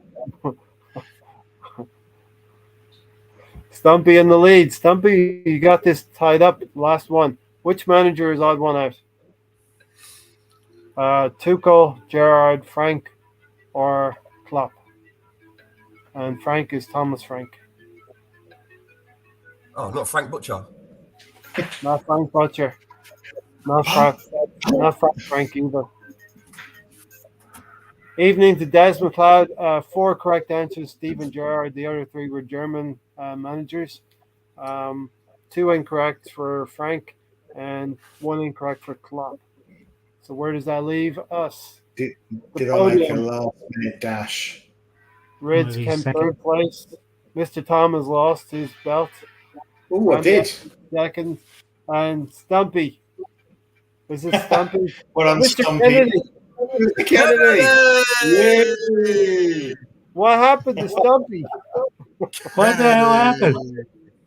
Yeah, what happened? You were like first all the way through, weren't you? Pretty much. Rids got 9 out of 10 correct, but in third place because he was slower than the others. 8 out of 10 for both Remy Asu and Mr. Kennedy. So Wait, I can win quizzes while I'm cooking. Unlucky Rids, because like I say, you got more right, but it was just a I bit call slower. bullshit on that one. look, it was a warm up. It was a preseason game. Here, I think that was the best one we've done yet. yeah, of course. When you win, you will think that way, right? All right, let's go through. The whole way. Let's go through the mailbox and see who was just unhappy with my quiz. All right. Everybody. Stan Chernobyl his hair.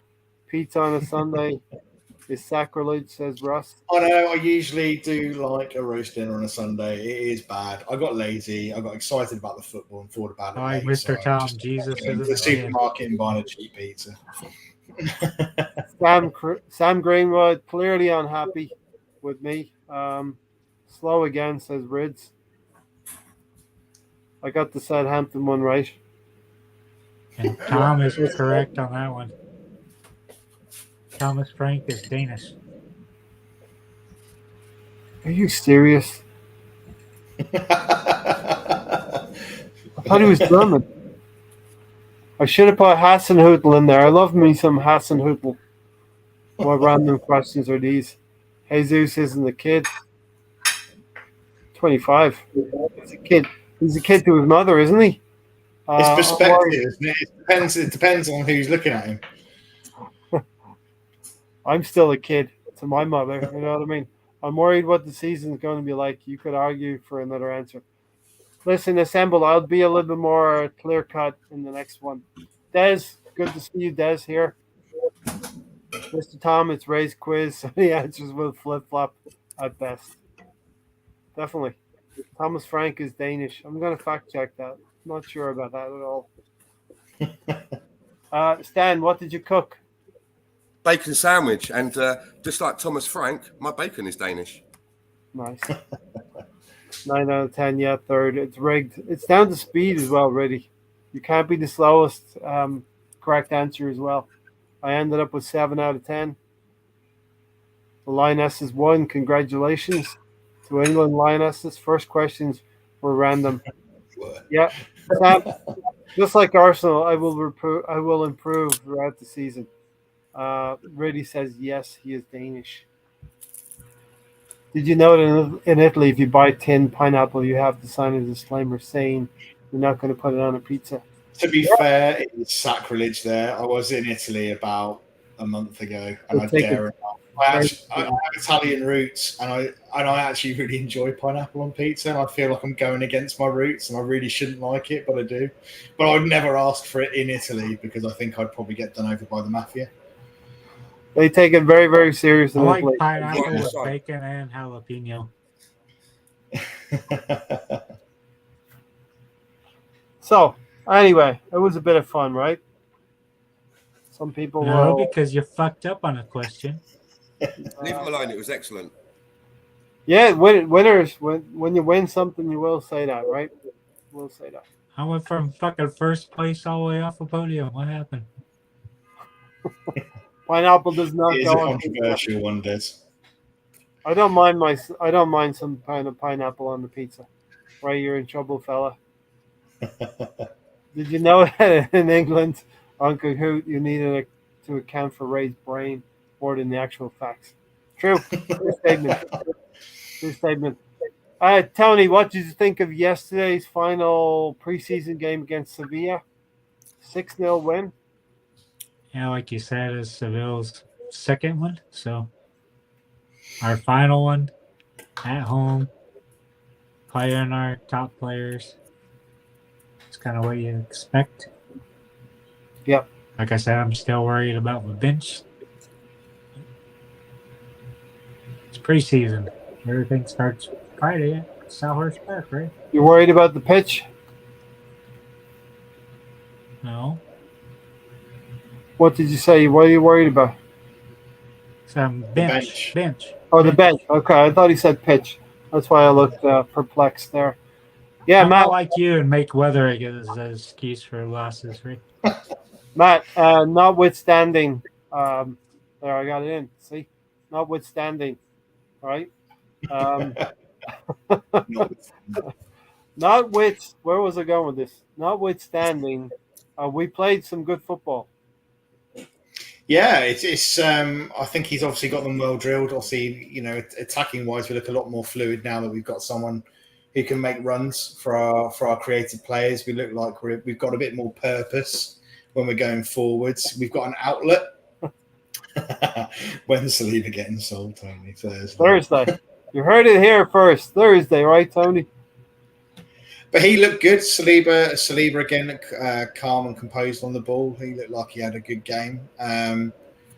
It's just a chance, like you say, to get minutes on players' legs, give him an opportunity to give him a run out, get him fit, get the fitness levels up against increasingly better opposition as we get towards the season start. I think it's all positive. But like we've all said already, it's one of those that the season starts in our first game. And it all counts for nothing. There's no good scoring 6 goals here and 4 goals there if you go and play against Palace and lose 1-0. So, we've got to go and stick. I would love us to go and stick 4 past them and really put a statement out on first game of the season and start as we mean to go on. Yeah. So, first 3 games, really make up for last season and make sure that we start off and just, really make sure the first 3 games we go out and absolutely smash and swat teams aside, go out with a bit of purpose and build some confidence early. Yeah. Something I did see yesterday was a video of Unai Emery getting off of the coach and signing signing autographs for people, and this little gobshite in the background's going, Unai. He looks over and he goes, "Say good evening, go on." And Unai Emery just looks at him and goes, I had a whole new level of respect for him for that. I thought, fair play to you. Fair play to Unai Emery. He took a lot of shit from the fan base, and fair play to him. Look, I still understand him better than Arteta, so I don't give a fucking thing. 1st September, Tony, you better be hiding then. Well, I would say Saturday and next Sunday you should be hiding as well, when Saliba plays. Why would we sell our best defender? Do you actually have a logical reason? He wants guaranteed minutes. I've been over this. You don't have to say it, Tony. It's okay. I got it covered.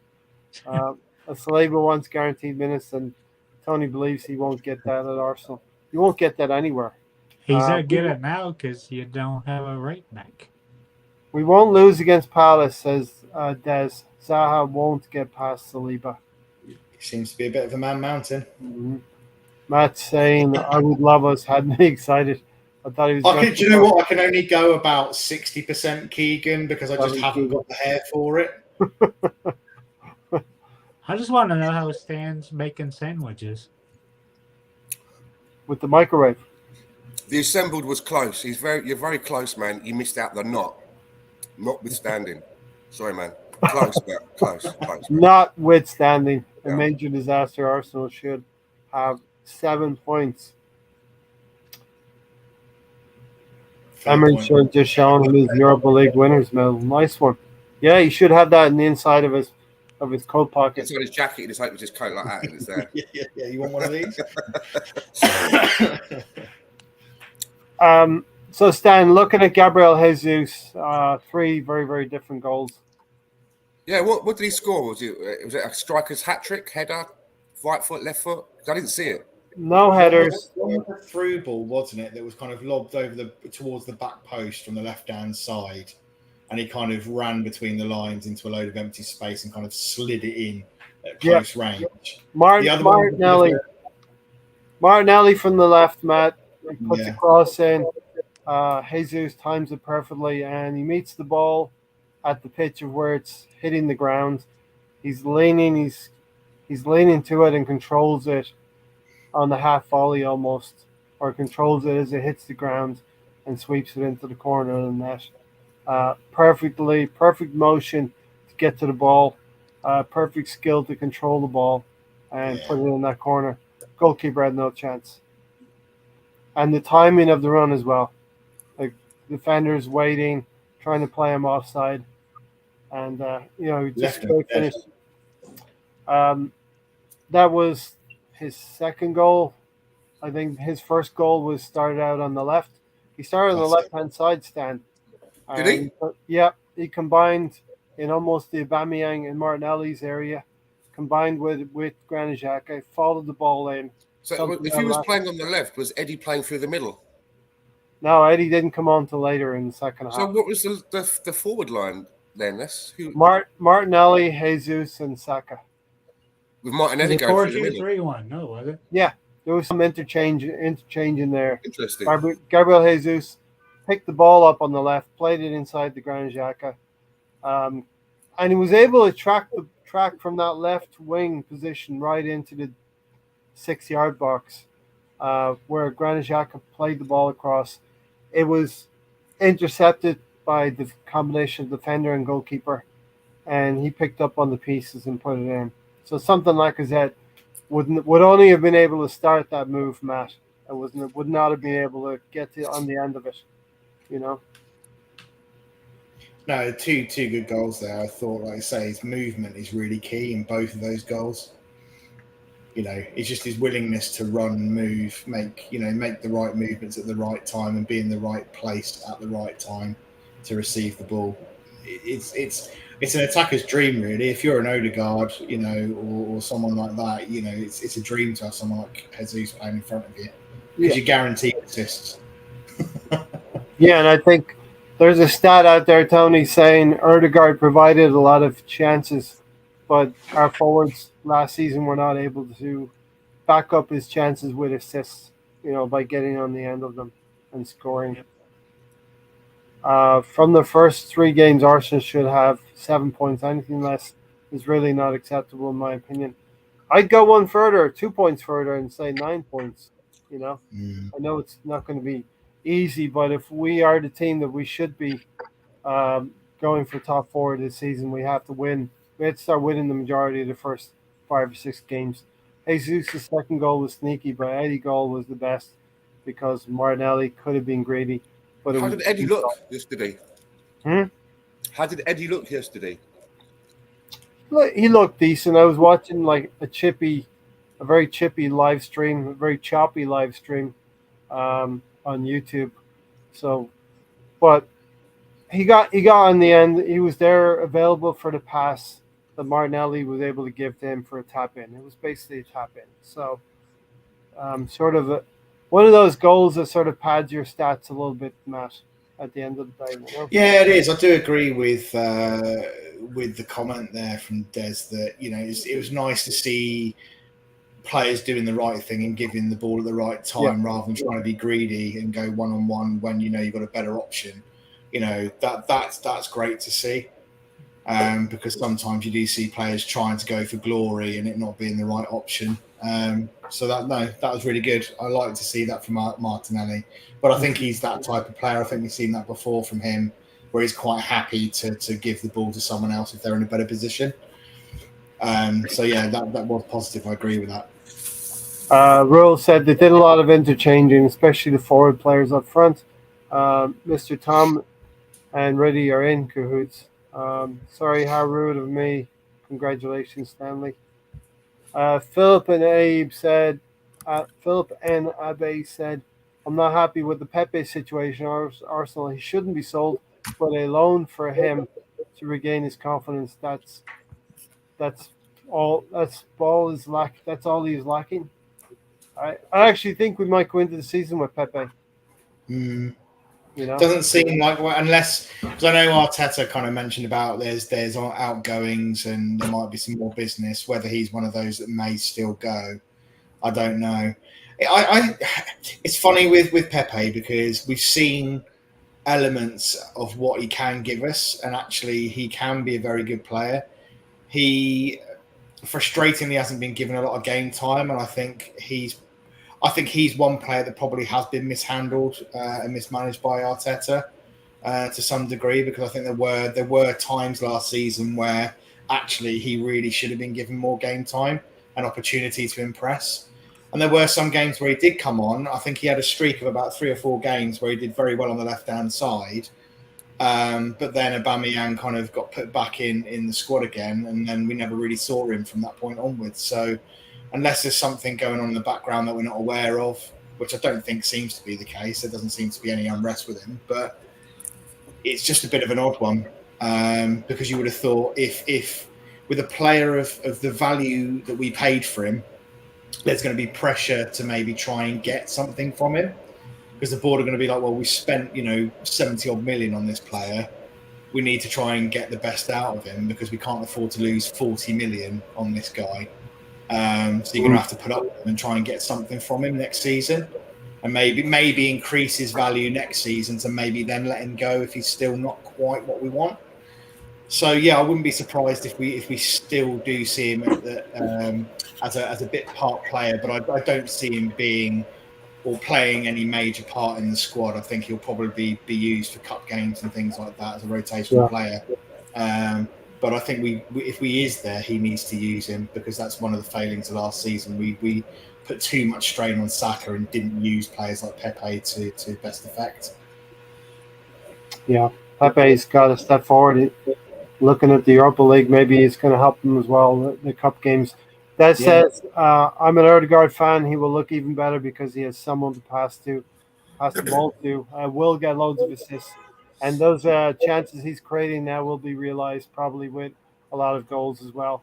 I think Jesus could be frightening in one respect. He looks to be a very efficient player and able to put goals away from not many chances. You know what I mean?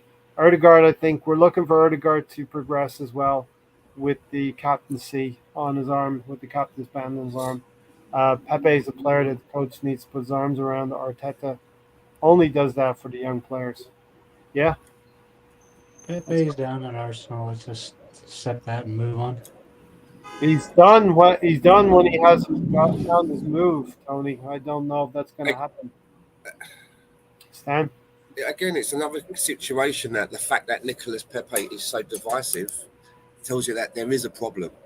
He kind of splits the fan base a little bit. There are people that still think that Nicolas Pepe still wants an opportunity in the team. There are other people that just look at it and say that it seems like it was a debacle from the start. Just even, the way the transfer was conducted, it wasn't even a transfer that manager at the time even wanted. You look in the record books now and you look up Arsenal's record signing, there's a picture of Nicolas Pepe. And it kind of, when you think of it like that, it'll be a picture of Nicolas Pepe and underneath it says £72 million. I mean, it's like, is it April Fool's? He's never... you can't blame the player for how much he was bought for, right? Yeah. Nicolas Pepe didn't say his transfer, but it's just overshadowed the whole situation. And even when he has a season where he put up, say, somewhere like 10 goals in all competitions, it's still kind of scrutinised and not seen as enough because of the expectation. You're looking to, you basically think you're expecting to have the next Thierry Henry when you pay out money like that, like the star man, the face of the club. Anytime you look at Arsenal on any marketing, there should be a picture of Nicolas Pepe front and centre with a couple of other players. It just hasn't worked out. And I think we need to cut our losses. I don't see what's going to happen now that couldn't have happened before over the last 3 seasons, where he's miraculously going to become a different player. It's obvious that the manager's not really keen on him. His style of play doesn't really suit the club. I think the best thing for Nicolas Pepe would be to go somewhere where he can get back to playing his best football and be happy in what he's doing every day instead of constantly being under the microscope. Can't help him. Brady says Pepe is too predictive and one-dimensional. He needs to move on for the good of his own career.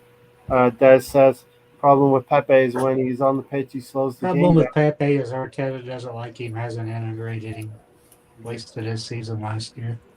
Pepe isn't the right type of player for Arsenal.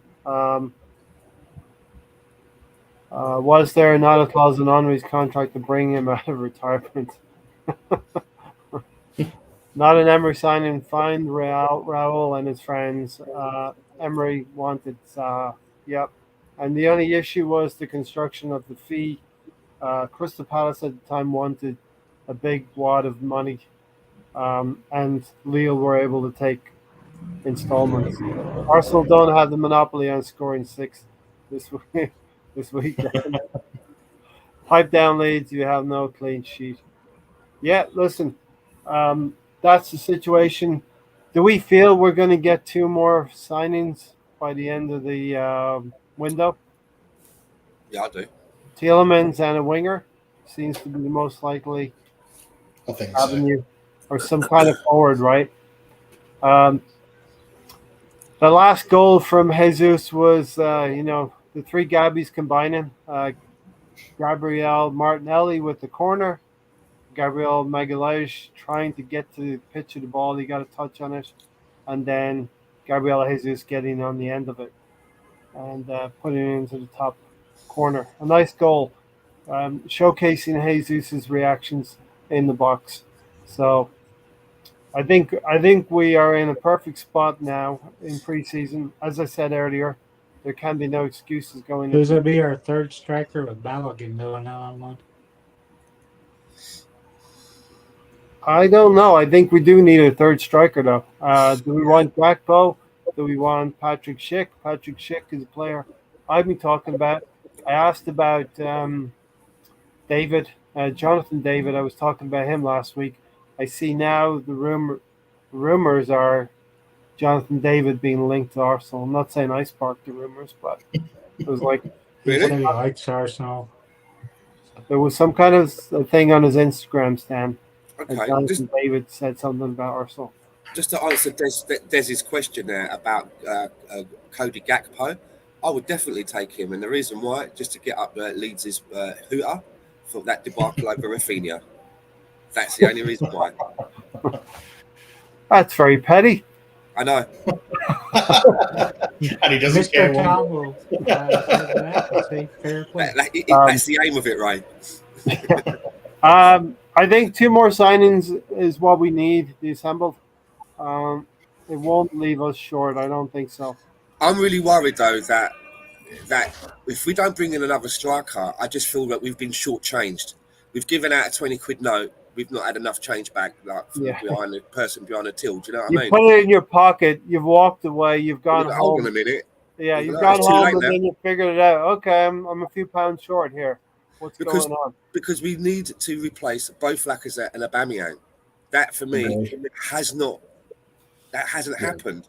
There needs to be another striker whose place in the team is somewhere between either Gabriel and Jesus. Sorry, between, I say it's the same bloke, isn't it? His place would be between Jesus and Eddie Nketiah, or between Nketiah and Balogun. You know, he's one of those 2 places. It was a HP source. So we need a player to slot into one of those 2 places. And I just feel that, let's say something happens to Eddie at the beginning of the season, then it's all on Jesus. And then the other way round, heaven forbid, if anything happens to Jesus, then we've just got Eddie. So I'm worried about that, and I'm really hoping that needs to be addressed. And the situation could be a dreaded false 9 or some kind of weird formation in the Premier League as well, which we don't want to see. Better than nothing, though.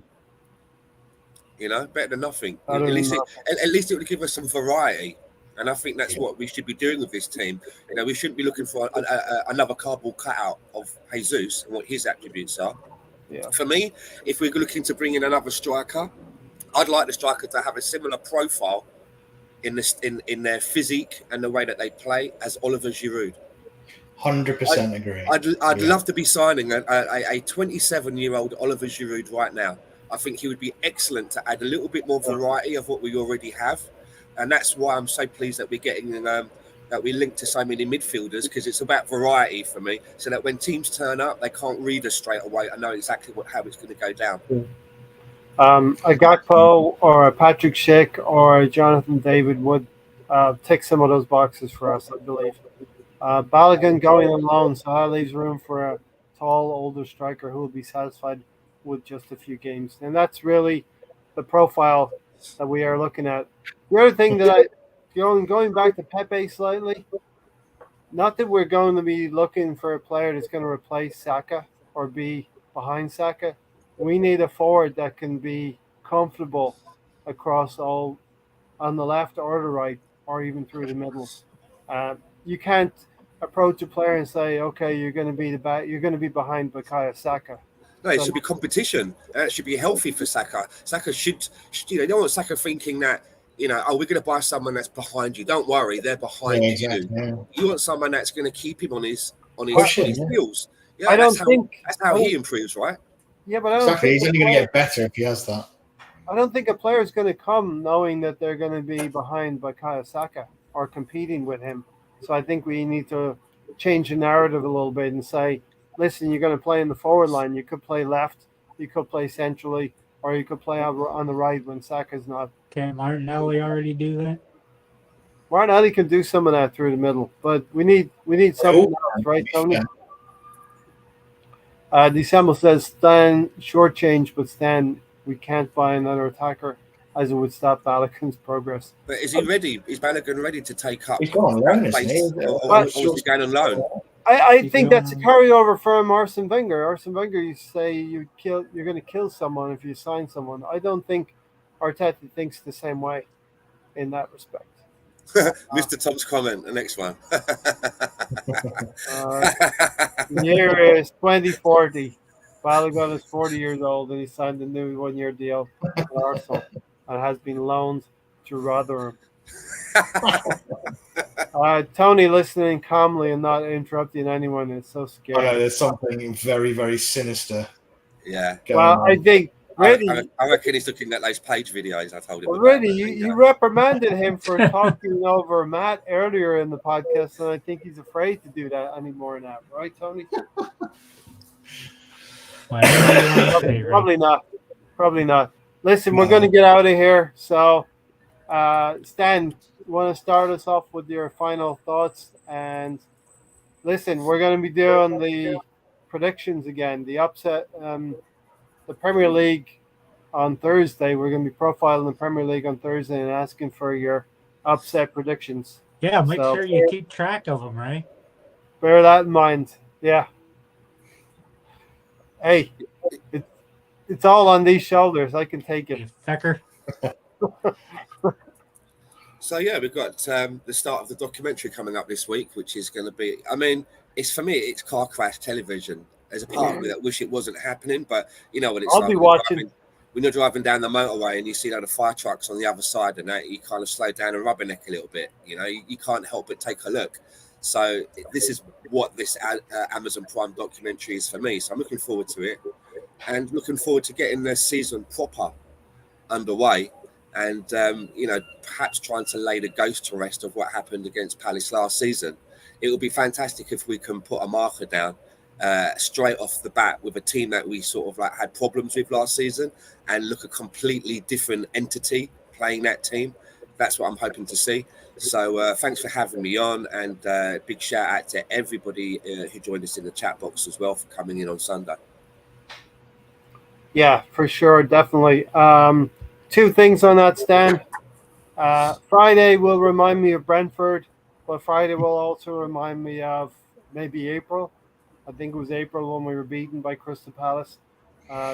That's a team that Tony rightly said, or I think Alonso said, we have had issues with over the last 3-4 seasons. If we're going to be an Arsenal that's stepping up to the next level, which is what we need to be, we need to put to bed these types of teams, Matt. Yeah, we need to put the we only beat them once in 3 seasons. And there it is. There he is. Hey, Tony's back, people. He's back. He has awoken from his slumber. The Kraken awakes.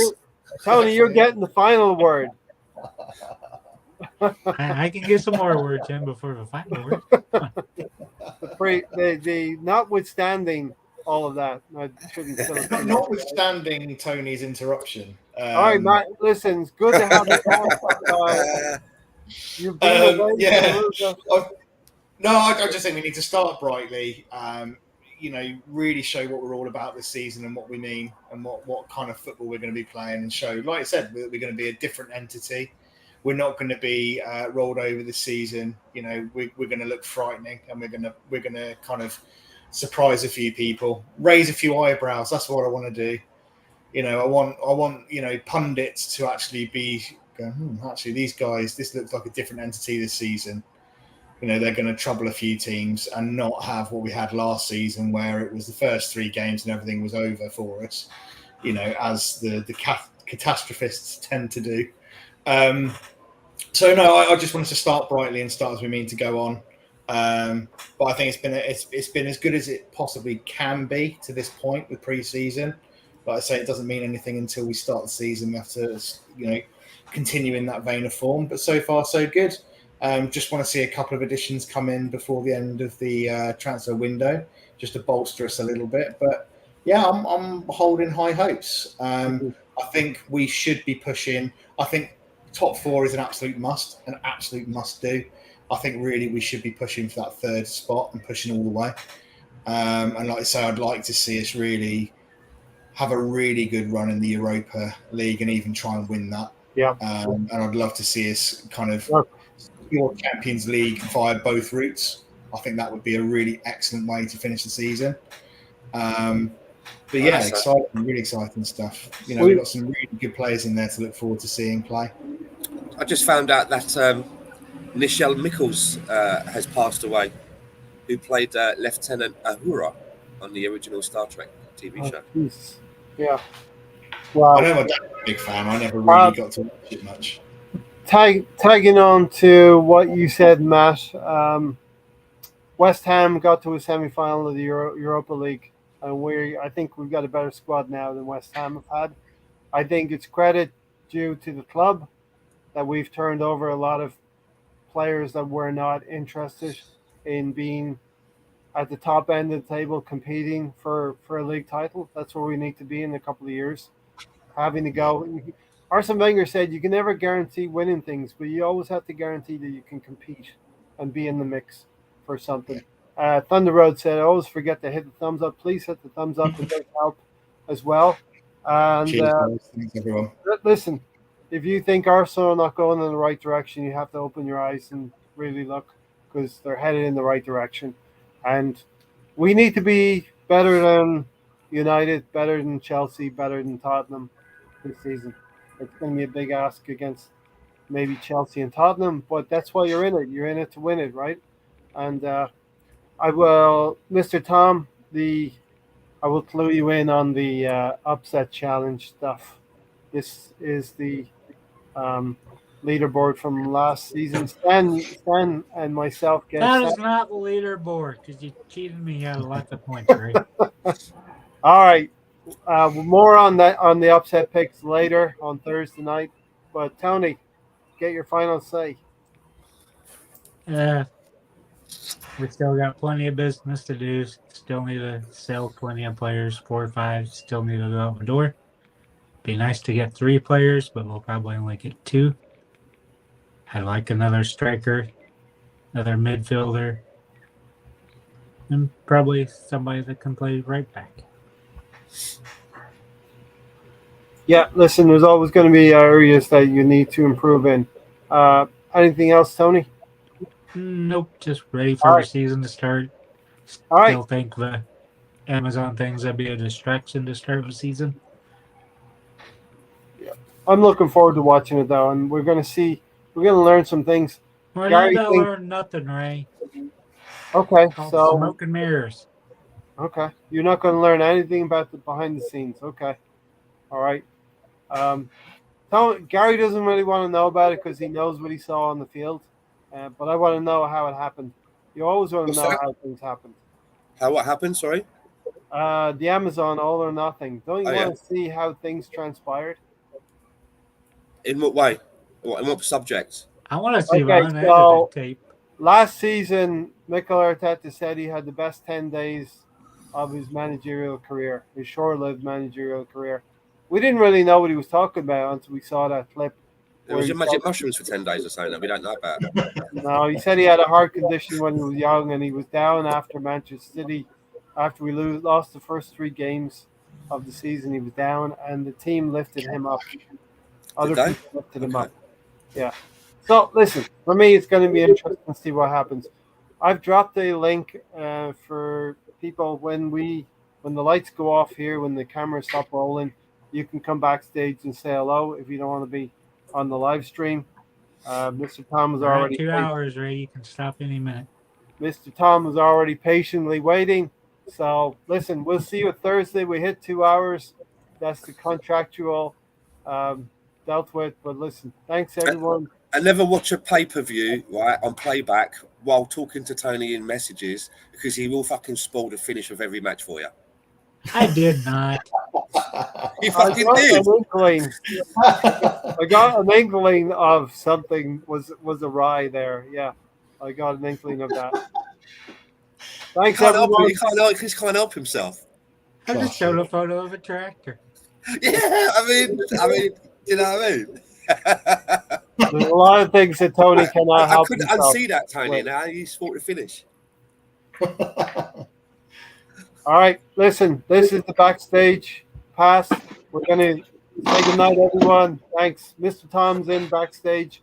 Come on in. Hello, everyone. Good night, everyone. All right, good night, Hi, everyone. Tom. Good night, John boy.